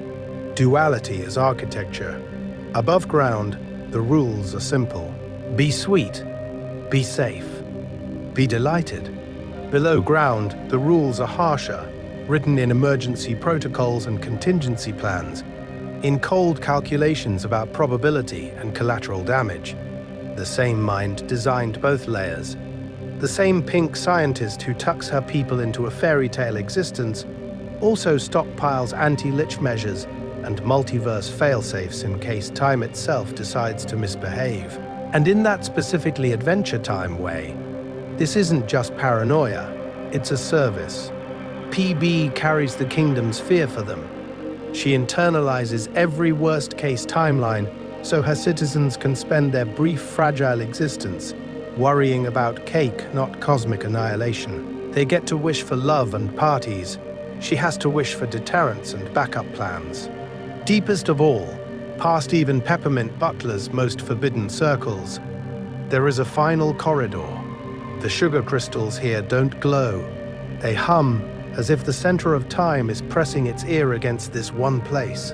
At the end, a single locked door, metal fused with hardened gum, covered in seals that shift when you're not looking. From behind it, something softly vibrates, like distant machinery or breathing, or an idea waiting to wake up. Above, the Candy Kingdom sleeps, blissfully unaware. Below, the door keeps humming, and PB keeps the key somewhere only she can reach. And the question, the one we'll have to follow next, is simple. What happens to a sweet little kingdom when that door finally opens? Candy festivals and quiet holidays. Joy as a safety system. When that hidden door hums beneath the foundations, the Candy Kingdom does something very specific in response. It throws a party, not once, not occasionally, but over and over again, like a heartbeat made of fireworks and frosting. Above the quiet, secret machinery, the surface explodes into color and noise and carefully managed joy. Let's start with a festival morning. You wake up to banners of spun sugar stretching from rooftop to rooftop, thin as spider silk and glowing in the early light. The caramel cobblestones are swept clean. Marshmallow vendors roll out their carts. From the town square, you hear the first tuning notes of a candy band, licorice horns warming up, gummy drummers tapping out a sleepy rhythm that will, very soon, become impossible to ignore. By midday, PB is on her balcony, framed by stained glass windows of past celebrations, giving a speech that is half civic update, half bedtime story. Here is the thing. On the surface, it looks like pure fun. Games in the square where taffy citizens try not to stick together. Races where cinnamon bun guards wobble toward a finish line they will absolutely never reach in time. Fireworks that burst into showers of edible sprinkles. But underneath, there is a design. These festivals are the Candy Kingdom's emotional infrastructure, a soft power defense system wrapped in frosting. We're going to zoom in on that for a second. In a universe where the Lich can stand at the center of time and wish for extinction, where wars like the Gum War can redraw the entire timeline of Ooo, the Candy Kingdom cannot compete with raw cosmic power. It competes with mood, with anticipation, with the memory that last year on this exact holiday you danced under a rain of soda and nothing terrible happened. Think about that for a second. The weapon here is predictability. From PB's balcony, she looks down and sees more than confetti. She sees a feedback loop, citizens who feel safe because they are happy, and who are happy because they are told, ritually, that they are safe. She genuinely loves this. The little cheers, the handmade signs, the way a crowd of jelly beans will chant her name like she is both mother and minor deity. She is not faking that smile. She is also not naive about what it buys her, because every shared joke, every holiday banner, is also a quiet contract. On days like the Royal Tart Tota Festival, when the kingdom leans into absurdity and chaos, the entire reality of the place shifts. The streets turn into a parade route, responsibilities blur, fear gets rerouted. Temporarily, the multiverse shrinks down to whether the tarts arrive on time. And in that specifically Adventure Time way, even smaller events, like impromptu concerts after a crisis, or the way everyone decorates after reconstruction, function as micro-holidays. After the Lich, after Gumbald, after yet another wall has been rebuilt, PB schedules joy the way other rulers schedule military drills. It is not an accident that the kingdom looks brightest right after it has been darkest. Here is the quiet pattern interrupt. In a place where citizens are literally designed to be fragile and childlike, fun is not optional. It is maintenance. If Candy people had too many long, silent nights to contemplate the door beneath their feet, or the wars on the horizon, their fear would ferment into questions PB does not want to answer. So the festivals keep coming.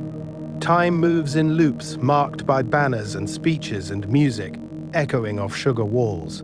Loyalty is braided together with memory and dessert. And in the Candy Kingdom, joy is not a distraction from danger. It is part of the defense plan, a carefully calibrated wish for collective calm that keeps the door humming quietly in the dark, and keeps almost everyone looking up at the fireworks instead of down at the cracks. The Candy Kingdom, and death, fragility, regeneration, and loss. But under those fireworks, under the banners and speeches, and the carefully orchestrated wish for collective calm, there's a quiet, sticky truth. Candy bodies break. Candy lives end. And for Princess Bubblegum, every parade is held on top of a graveyard made of sugar dust and melted smiles. Let's start with the basic physics of existence when you are literally made of dessert. Candy people are fragile in a way almost no one else in Ooo is. A rock can chip them. A hot day can wilt them. Fire, acid, even just being stepped on by something bigger turns them from citizen to debris in a second. They are not armored. They are not resilient. They are soft, colorful, and catastrophically breakable, like the universe decided to make a population out of piñatas. Here is the thing. In most timelines, that level of fragility would mean constant funerals, but PB bends that equation. She has the power to repair, regrow, or outright recreate her people. A cracked peppermint butler can be glued, reglossed, re-enchanted. A citizen splattered in an explosion can be swept up, reconstituted from goo, and poured back into a mold. Death in the Candy Kingdom is less a cliff and more a blurry fog bank, where injury, annihilation, and replacement all blur together. So when a Candy citizen dies, what actually happens? Are they gone? Or just rebooted? We're going to sit with that for a moment, because PB can mix a formula, consult her notes, and bake a new citizen with the same face, the same catchphrases, the same favorite dance moves at the Royal Gala.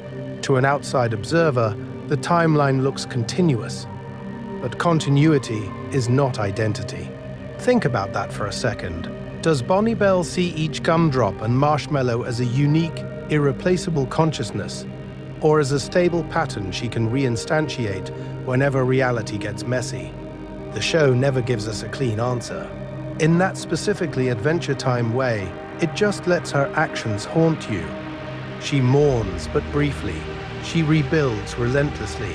She keeps detailed files, formulas, backups. It feels less like a cemetery and more like a lab full of save points. And the Candy people? Their understanding of death is fuzzy, almost childlike. Many of them treat danger as a game, panic theatrically, then bounce back with zero existential residue. PB's power softens the finality of loss, almost like the whole kingdom lives under an unspoken wish that nothing bad is really permanent, that the rules of the universe will bend for them because their maker loves them and can always somehow fix it. But she can't. Not always. Not perfectly. There are experiments she cannot undo, wars she cannot unburn, original versions of people she can never truly retrieve from the center of time. For PB, every shattered Candy body is two things at once: a reminder of the promise she made to keep them safe, and a quiet confession of the limits of even her cosmic genius. And as the night deepens over the caramel cobblestones, that guilt is what keeps her awake, while everyone else sleeps, dreaming sugar dreams of a universe where nothing ever breaks. When PB isn't on the throne, vulnerability and succession, so when the caramel cobblestones are quiet and PB is awake with her guilt. Here is the thing. Every once in a while, the universe reminds the Candy Kingdom what it looks like without her. No pink silhouette pacing the lab. No calm voice at the podium. Just a sugar fortress with the pilot ejected mid-flight. Let's start with those strange gaps in her reign. Those little fractures in the timeline where the throne is technically still there but Bonnable isn't. When she's de-aged into a literal child, the royal dress puddling around her, you watch the kingdom's reality wobble. The banana guards mill around, waiting for orders that never come. Citizens panic about dessert schedules and bedtime decrees. They don't immediately rise up or innovate. They stall. Their first instinct is to look for the princess, like a wish that refuses to accept it has already been granted. And in that vacuum, substitutes appear. The Earl of Lemongrab seizes power once, his voice slicing through existence like a broken alarm clock. He is not stable, he is not kind. He is just what happens when raw authority is handed to someone without PB's balancing equation of logic and care. Under him, the Candy Kingdom doesn't exactly fall, it curdles. Rules multiply, punishments escalate, and you see how quickly a sugary utopia can tilt into a sour surveillance state. Other times, the replacement is more subtle. A council, a regent, peppermint butler quietly running the arcane back end of reality while someone else wears the crown. On paper, this looks like resilience. In practice, every interim system ends up circling one absence. They are always asking, even if they don't say it out loud, what would PB do? Think about that for a second. An entire civilization whose emergency protocol is basically wait for mom to come home. We're going to sit with that structural weakness for a moment, because it's not just a plot convenience, it's baked into their existence. PB literally made most of these people. She is their monarch and their maker, their scientist and their moral compass. There is no clear succession plan, no robust constitution, no cosmic backup copy of her mind stored at the center of time. The Candy Kingdom is not designed to outlive her. It's designed to orbit her. So when she's deposed, de-aged, or simply gone on some multiverse-level crisis, the Candy citizens are forced, briefly, to confront a forbidden desire, the idea that they might have to fix reality themselves. Some try. A few organize, a few improvise, a few just keep the bakeries running on habit and hope. But the overall pattern is dependence. Their greatest defense is one person's brain. And that is the paradox at the heart of this sugar citadel. PB's singular genius is the shield that has saved them from wars, liches, and gum uprisings. But it's also the crack in the armor, the one fragile node everything routes through. The Candy Kingdom looks sturdy, rebuilt again and again, yet all it takes is one missing princess for the whole timeline to start shaking. Which raises a quiet, unsettling question the show doesn't answer right away. What happens the first time she doesn't come back? The Candy Kingdom in crisis. Patterns across every disaster, so when you ask what happens the first time she doesn't come back, here is the thing. The Candy Kingdom has already been rehearsing that nightmare in slow motion, over and over. Across its entire timeline, threat emerges. PB calculates. Candy citizens scream, or dance, or keep eating ice cream while the universe tilts. The kingdom bends, or it breaks, and then somehow, impossibly, it stands again. Let's start with the pattern, because once you see it, you can't unsee it. The Lich rises out of a cosmic wish gone wrong, or Gumbold marches in with his gum troops, or some reality-shaking war spills over the caramel walls, and immediately the same choreography begins. PB's eyes narrow, equations already running. She's at the center of time for this tiny sugar universe, running projections in her head like multiverse branches. Meanwhile, the citizens either melt down in terror or wander through the crisis like it's a slightly weird parade. No middle setting, and every time her default response is the same. Tighten control, more rules, more scanners, more weapons disguised as candy decor. After the Lich, she builds deeper bunkers. After Gumbold, she upgrades the Royal Guard and retools whole bloodlines of candy people to be braver, more obedient, more resilient. She is not evil. She is not even indifferent. She is just bound by the logic of someone who has rebuilt reality out of sugar too many times to trust chance ever again. Think about that for a second. Every failure becomes a data point. Every explosion is a lab report. The Candy Kingdom is not just rebuilt, it is iterated, like a living experiment in governance and existence. The walls get thicker, the citizens get safer, and the moral gray area around PB gets darker and more complicated. But the cycle doesn't hold by itself. It keeps getting cracked open by external variables, with swords and bass guitars. Finn and Jake crash through her plans with messy heroism, refusing clean utilitarian math. Marceline brings a longer memory, reminding PB that power without vulnerability rots. Peppermint Butler, quietly cosmic in his own right, bends occult rules in the background, intercepting threats before her equations even register them. They don't just save the kingdom, they keep offering alternate answers to the question, how do you protect fragile people in a dangerous universe? Here is the pattern interrupt. The candy people themselves, they panic fast. They forget faster. One day, Lich. Next day, dance party. Their simple, intentionally softened minds act like psychological shock absorbers for the whole kingdom. Trauma hits, but it doesn't echo forever. It dissolves back into routine, into bakery lines and board games and bedtime. And in that specifically Adventure Time way, this is both horrifying and gentle. Horrifying because PB designed them that way.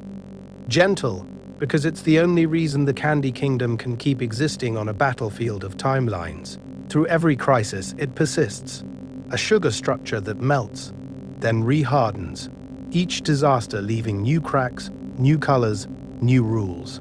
Not the same kingdom, never the same princess, but still there, waiting for the next ripple in reality. Far futures, echoes of the Candy Kingdom after the finale. Through every crisis, it persists. A sugar structure that melts, then rehardens, each disaster leaving new cracks, new colors, new rules. Not the same kingdom, never the same princess, but still there, waiting for the next ripple in reality. Now stretch that idea out, far past Finn, past Jake, past PB herself.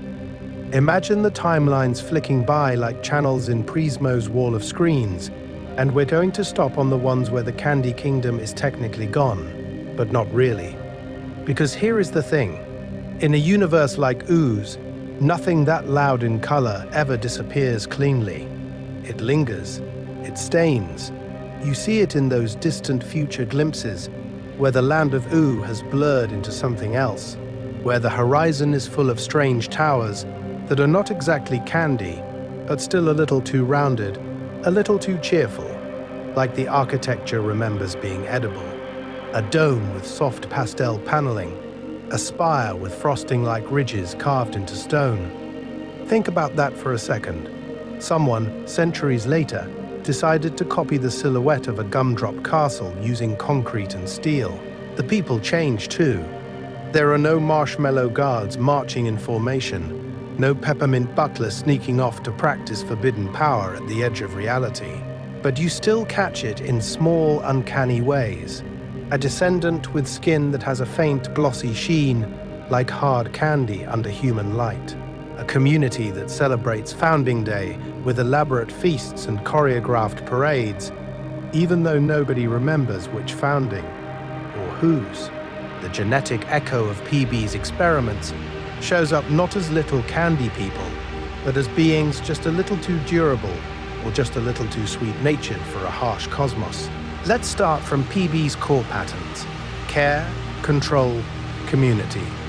She built a kingdom where everyone was safe because she decided what everyone meant, and she wrote the rules of their existence in a lab. That template survives the walls.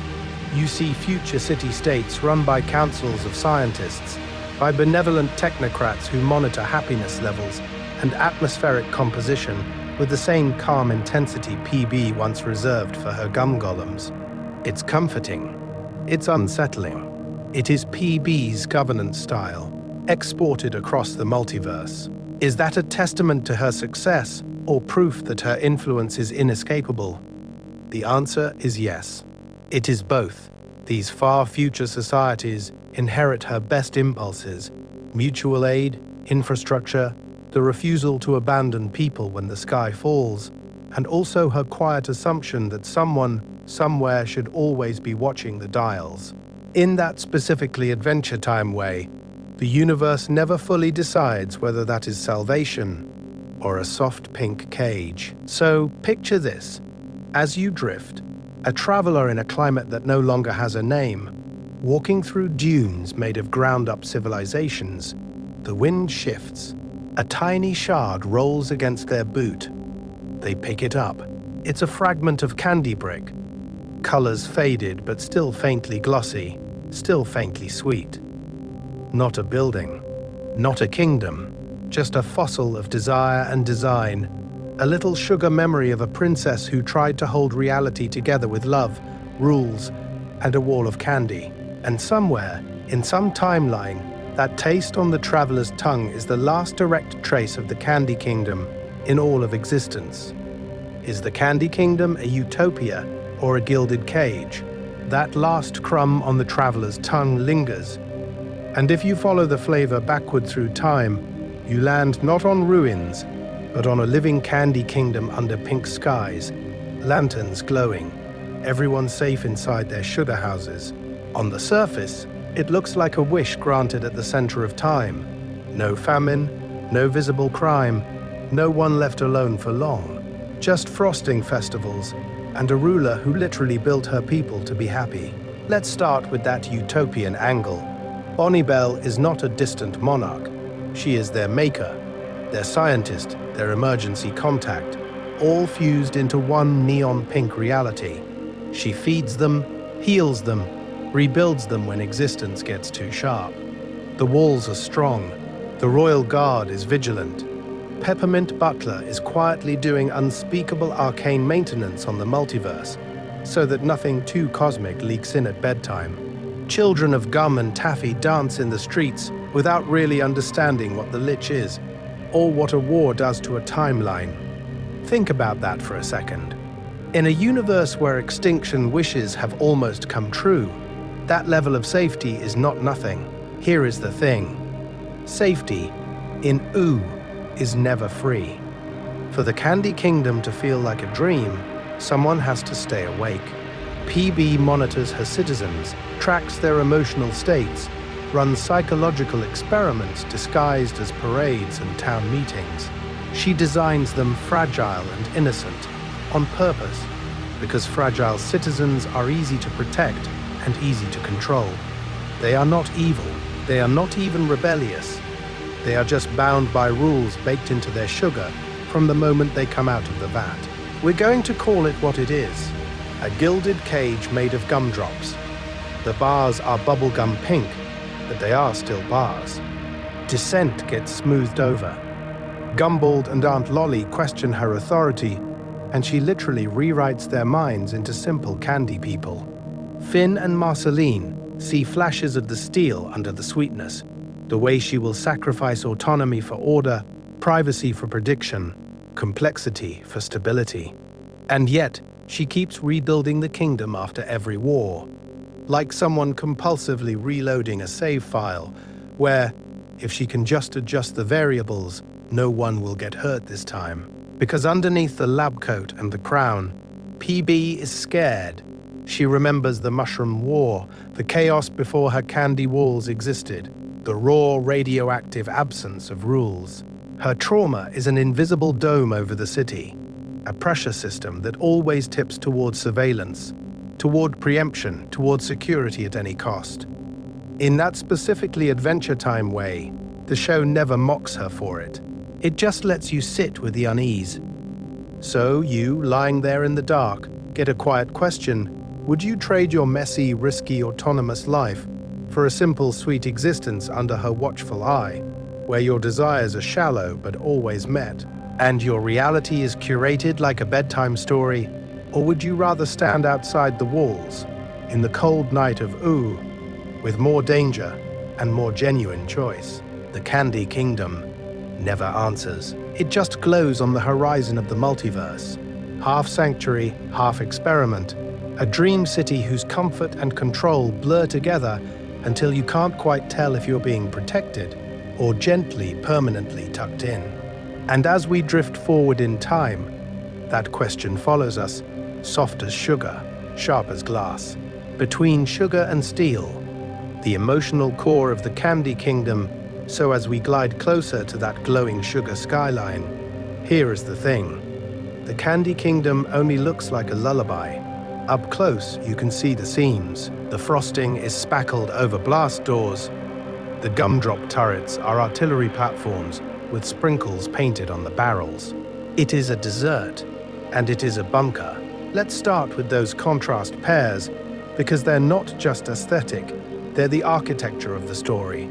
The kingdom is sugar and fortress, playground and bunker, nursery and laboratory.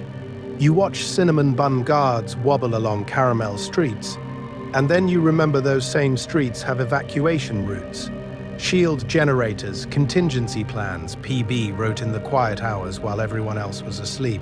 It's a place where a candy toddler might chase a balloon past a wall that was once melted by the Lich's green fire. And that duality is just Princess Bubblegum, extruded into city form, pink and smiling on the outside, calculating and battle-scarred on the inside.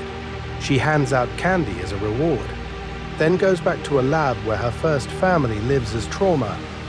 Gumball, Aunt Lolly, Chicle, all of them proof that her earliest wish for connection detonated into rebellion.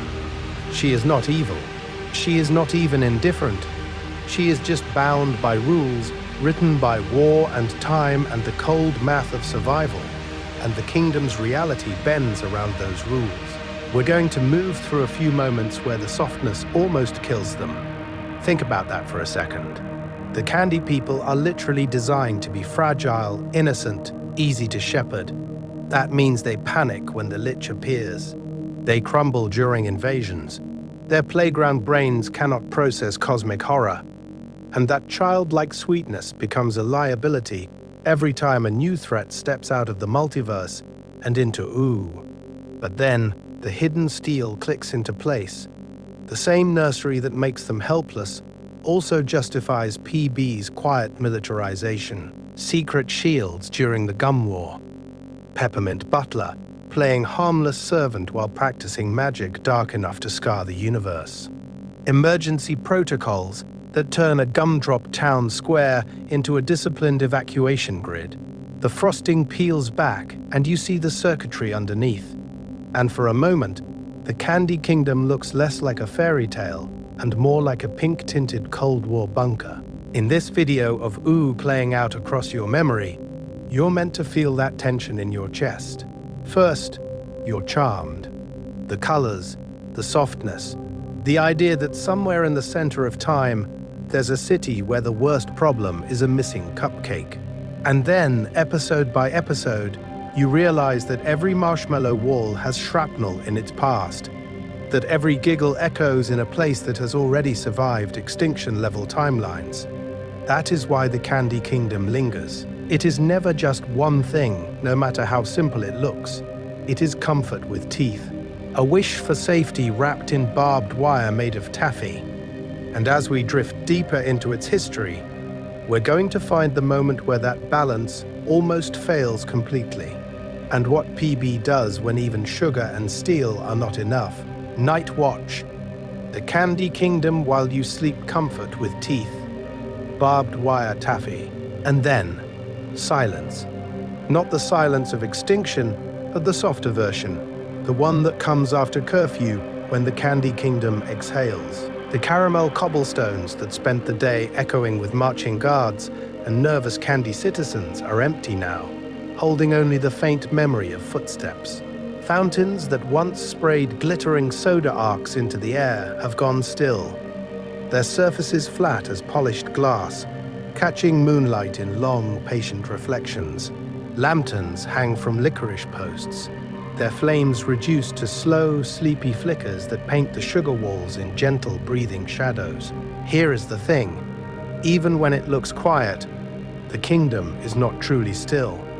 Deep in the palace, behind layers of candy-coated defenses, you can almost hear the distant hum of machinery, the low, constant purr of PB's hidden lab equipment cycling through the night. The universe of her experiments does not keep office hours. Somewhere a monitor blinks. Somewhere a sensor ticks. Somewhere a tiny, unseen alarm is ready to whisper her awake if the wrong number changes. Out in the open, though, the story moves at walking speed. Let's start with the patrol. Princess Bubblegum walks the inner wall with a pair of banana guards, cloak pulled close against the cool night air. She doesn't need the escort needs her. Peppermint Butler glides a step behind, polite as ever, eyes taking in every alley, every rooftop, every improbable shadow, weighing them against a catalogue of threats that would melt most minds like chocolate in the sun. He is not evil. He is not even indifferent. He is just bound by rules older than this kingdom's existence. They move past the Gumdrop Plaza, past the frozen soda fountain, past the sleeping marketplace where candy apples and marshmallow loaves wait under canvas tarps. Above them, the walls rise thick and layered, a cross-section of PB's desire made visible, frosting and stone, sugar and steel, enchantments braided with circuitry. Think about that for a second. In a world where the multiverse itself has tried to end everything, these walls are her quiet wish against the dark. Inside those walls, the citizens dream. Cinnamon Bun snores gently in a guardhouse chair, helmet tilted over his eyes.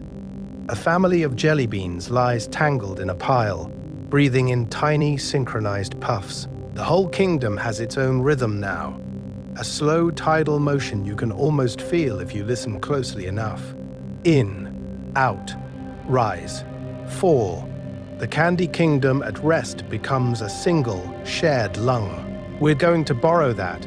As PB pauses on the wall and looks out over her sleeping timeline, match your breathing to hers, to theirs, to this strange candy organism that has survived so many endings. In through your nose, like drawing in the cool night air over caramel streets. Out through your mouth, like letting go of the day's last sharp edges. Again. Out. You are not at the center of time, but you are at the center of this moment. And in that specifically Adventure Time way, the story does not stop just because you close your eyes. PB will finish her circuit. Peppermint Butler will make one last unnecessary but comforting warding gesture at the edge of reality. The machines will hum. The lanterns will burn low. While you drift, the Candy Kingdom keeps unfolding just off screen, a quiet, ongoing lullaby made of sugar, science, and the promise that for tonight at least, you are safe enough to sleep. Soft recap, the entire rise and fall of a sugar empire. So while you drift, let's start floating back through the whole lifespan of this sugar empire, like you're watching its timeline on one of Prismo's screens at the center of time, only slowed down and softened until it feels more like a bedtime story than a history lesson. Here is the thing. It all begins with one girl in a wasteland, Bonnie Belle Bubblegum, alone in the grey ruins after the Mushroom War, pulling order out of chaos with test tubes and quiet, relentless desire. She doesn't inherit a kingdom, she builds one. The first candy people are experiments, bright shapes wobbling through ash, and the earliest Candy Kingdom is barely a fortress, more like a hopeful barricade of sugar against a universe that has already ended once. From there, the story keeps looping through creation and erasure. PB makes a family for herself out of gum. Gumbald Aunt Lolly, Chickle. They dream too big, push against her control, and in that specifically Adventure Time way, the argument escalates from a domestic dispute into a metaphysical referendum on power. She doesn't compromise. She pours them back into simplicity, turning them into harmless candy citizens and editing her own past like a scientist rewriting a failed equation. Think about that for a second. Your aunt, your uncle, your cousin, reduced to background characters in your personal utopia. The kingdom grows, and so do the threats. The Lich brushes against its walls. Internal uprisings crack the caramel cobblestones. The Gum War takes that original family wound and scales it up into a full-on geopolitical nightmare, with armies made of sugar marching toward annihilation. The Candy Kingdom is destroyed, rebuilt, scorched, and frosted over again. Again and again, reality slams into it, and again it stands back up.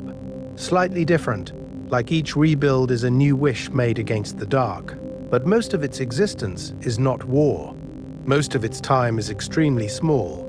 You have candy citizens buying bread that is also technically their cousin. You have royal guards practicing formations they will probably never need. Peppermint Butler smiles politely, while secretly reinforcing magical wards against horrors that never quite make it on screen. There are festivals, fireworks reflected in jelly windows, and long, quiet nights where the castle's shadow falls over sleeping sugar cottages. And nothing happens except dreams. And through all of this, PB changes. She starts as a controlling young scientist queen, treating existence like a lab where the variables are people. Over centuries, through the Gum War, through losing and regaining trust, she becomes slightly more open, a little less convinced that she alone should write the rules of reality. Not perfect, not redeemed, just self-aware enough to look at her own past catastrophes and say quietly, I did that, I have to live with it. So, When you zoom out, the Candy Kingdom story isn't just PBs, or gumballs, or peppermint butlers. It's the life of a place that is always one disaster away from collapse, and one rebuild away from renewal. A fragile, glowing knot in the multiverse that refuses to stay broken. In this video, we're going to keep following that glow a little farther, into what comes after the wars, after the finales, after the last on-screen shot, as the Sugar City keeps dreaming on without you. Why the Candy Kingdom matters: loneliness, control, and care. So when we say the Candy Kingdom keeps dreaming on without you, we're also saying something a little heavier. It is the dream of one person who was terrified of the universe and decided to build her own. A sugar citadel against cosmic horror, a pastel firewall against entropy. Here is the thing. Beneath the frosting and the gumdrop smiles, this place is about fear, and about what you do with that fear when you have power and time and no one to tell you no. Let's start with Bonnibel alone in the wreckage of the Mushroom War, in a world where reality has already proved it can snap you in half without warning. She doesn't wish for safety. She manufactures it. She literally cooks up citizens who are gentle, fragile, easy to protect, and, not coincidentally, easy to control. The Candy Kingdom is her answer to a hostile multiverse. If the outside timelines are chaos, she will carve one pocket of existence where the rules are hers. That works. And it doesn't. The Candy people laugh, they dance, they hold parades under a pink sky, and you can feel how much she loves them in that specifically Adventure Time way, where affection looks like installing force fields and surveillance systems. But every sugar brick that keeps danger out also keeps her in. She is their monarch and their maker, and in some quiet way, their prisoner. Think about that for a second. The safer her kingdom becomes, the less she can ever walk away from it. So you get this constant tension between care and control. She rebuilds them after disasters. She rescues them from the Lich, from Gumbald, from the slow erosion of time itself. She also edits their memories, rewrites their bodies, reduces her rebellious family to simple candy people when they threaten the order of her world. She is not evil. She is not even indifferent. She is just bound by rules she wrote for herself. Rules that say, if I don't manage everything, I will lose everyone.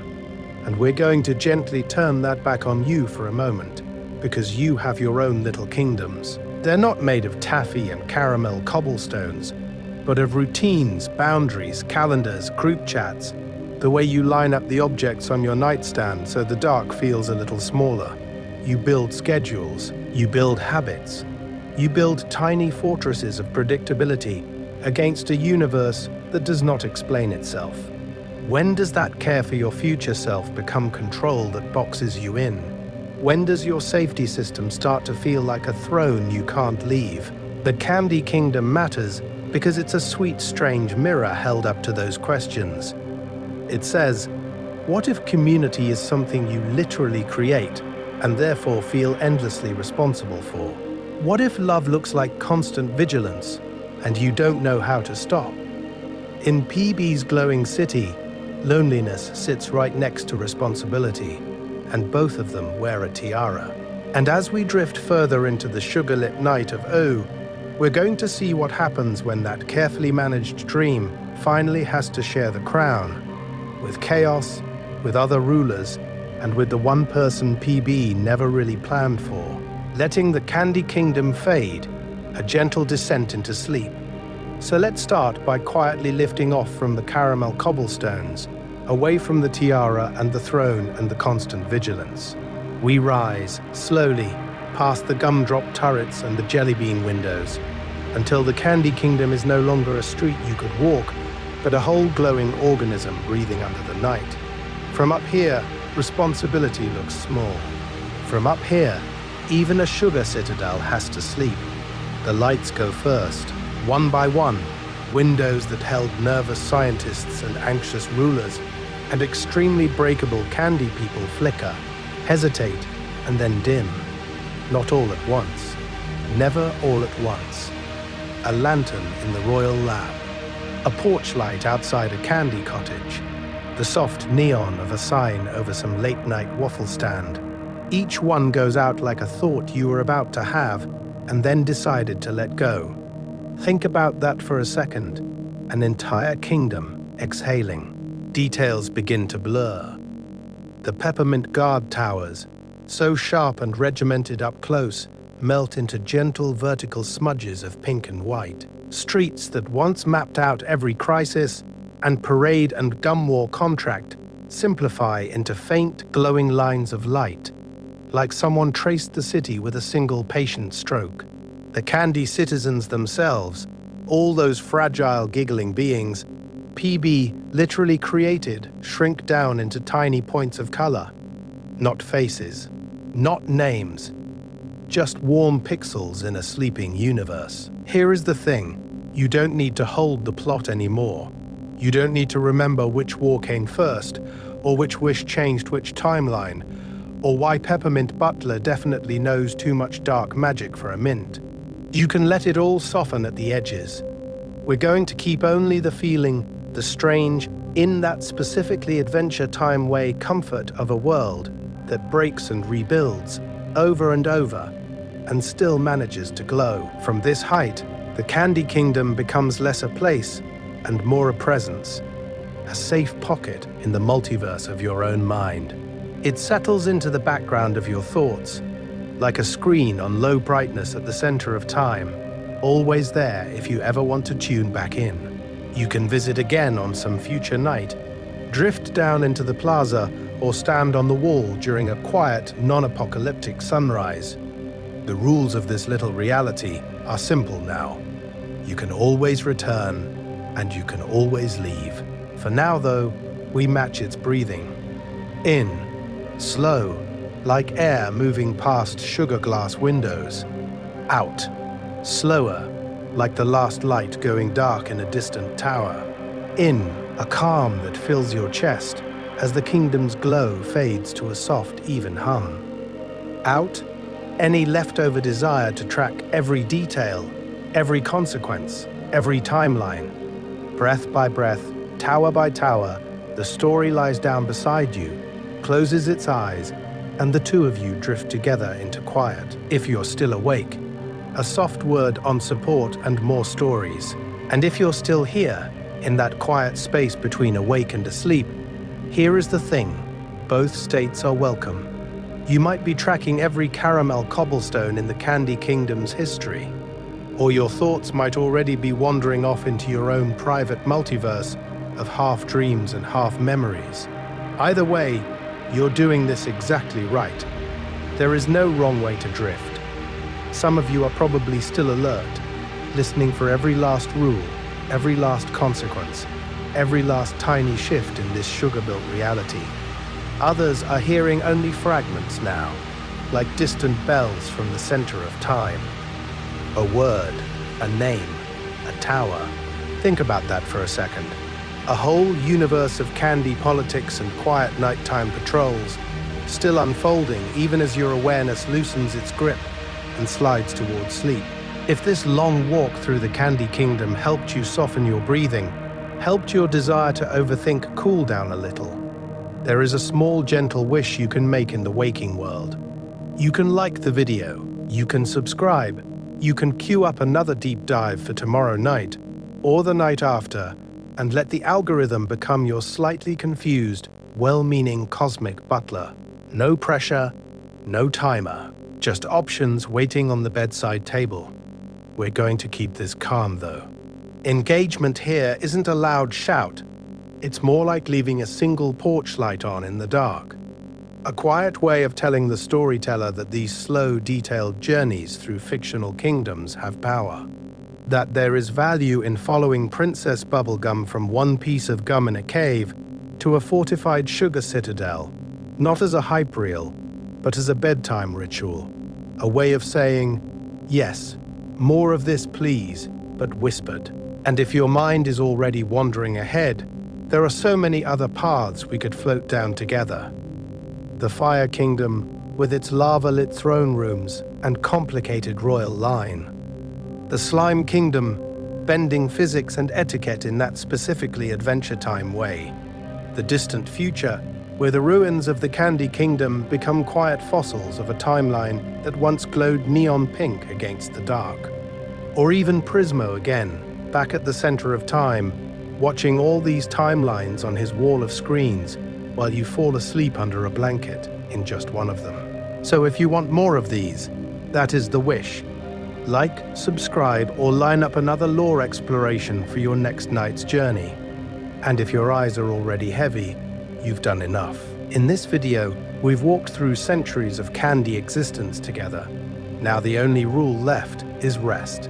Thank you for lending your time and your attention to this quiet tour.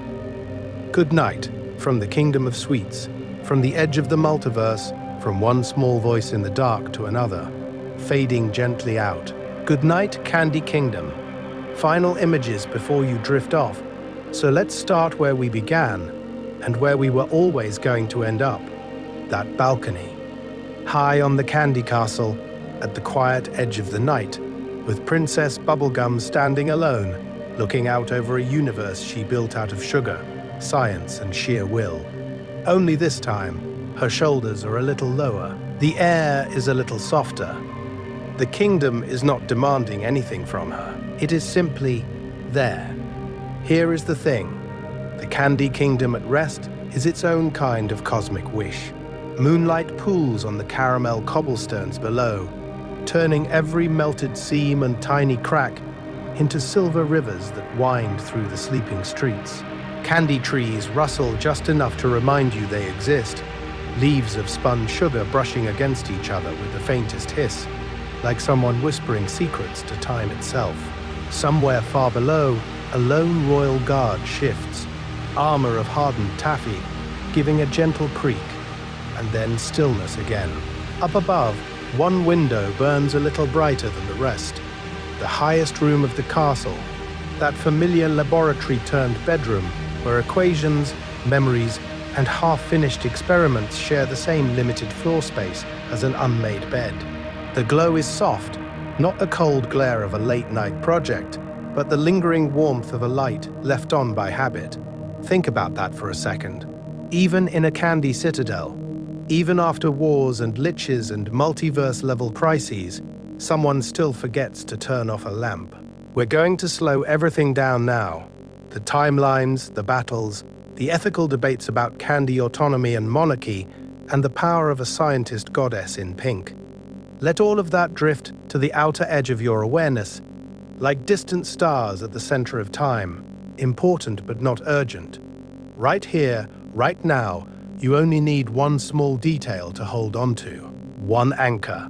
Maybe it's a single lantern swinging over a caramel street, its light catching on gumdrop windows.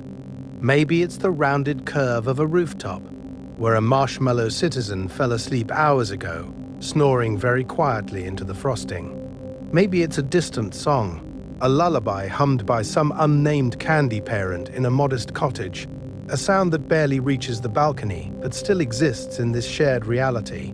Choose one. Let the rest fade back into the dark. The strange comfort of this universe is that it keeps going whether you are watching or not. The Candy Kingdom will continue to exist in this quiet, imagined space, following its own rules of sugar physics and narrative consequence, even as you fall away from it. PB will keep standing there for a while, then finally turn, close the balcony doors, and sleep. The caramel streets will wait patiently for tomorrow. And you don't have to do anything else. No more history, no more analysis. Just this last, slow farewell. Good night, Candy Kingdom. Good night, Princess on the balcony. And good night to you, drifting gently away now, as the castle lights dim and the sound of the candy trees dissolves into silence. Optional epilogue.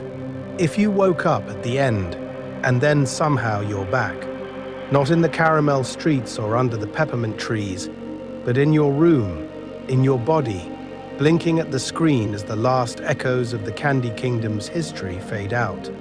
There is that small, quiet disorientation, like waking up on a train one stop past where you meant to get off.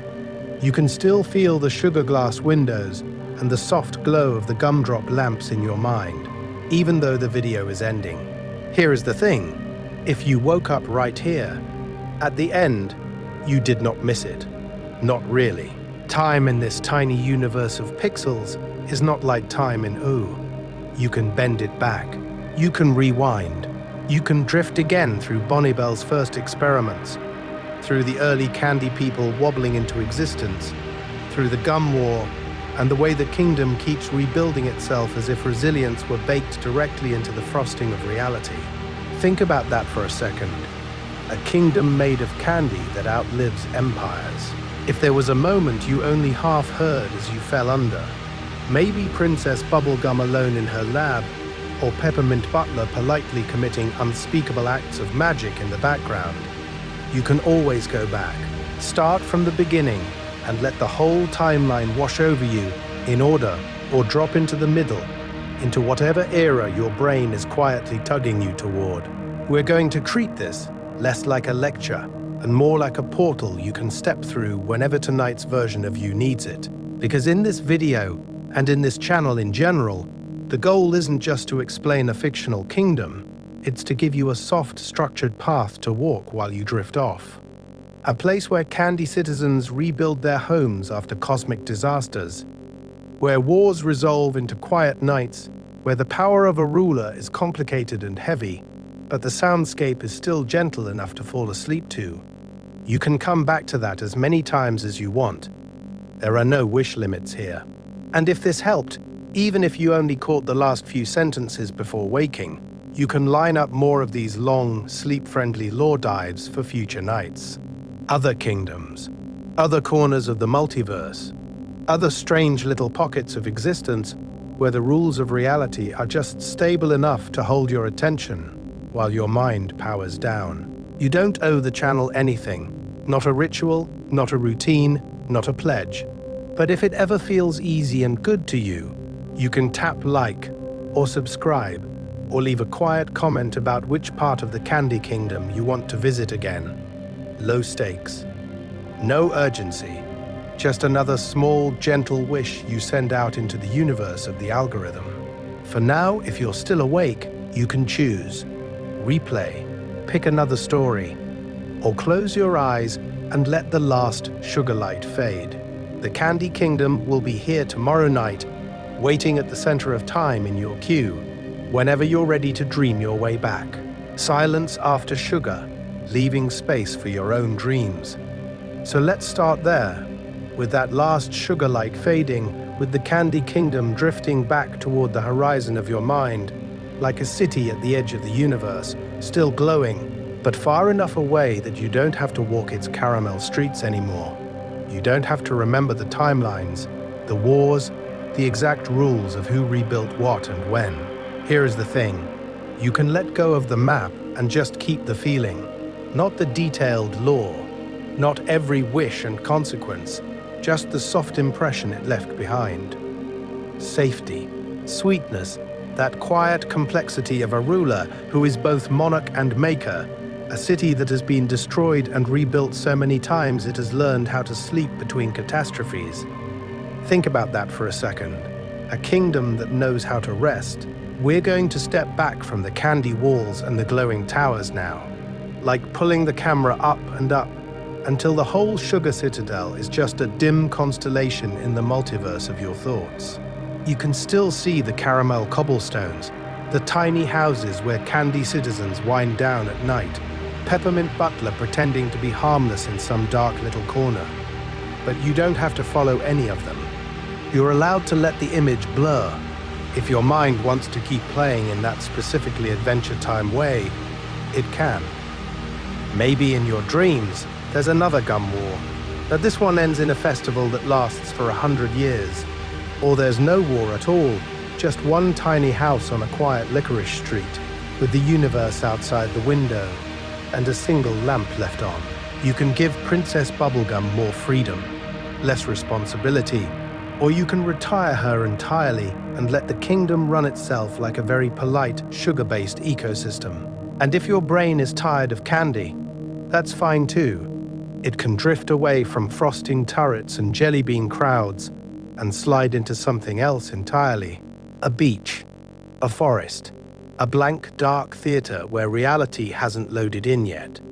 There is no more new information coming, no hidden episode, no secret timeline branching off in the center of time that you have to track. You are officially done keeping up, so your attention can power down. No more lore to catalog, no more characters to hold in working memory. Just your breathing, slow and automatic, like a tiny personal metronome keeping time while the rest of existence goes offline for the night. Imagine the Candy Kingdom far away now. The festivals are over. The experiments are quiet. The Sugar City sleeps under a sky that has stopped needing to be explained. Streetlights click off, one by one, until it all fades to black. No more narration, just a distant, resting kingdom, and you, here in the dark, breathing in and out, while whatever you dream next quietly builds itself without needing any words at all.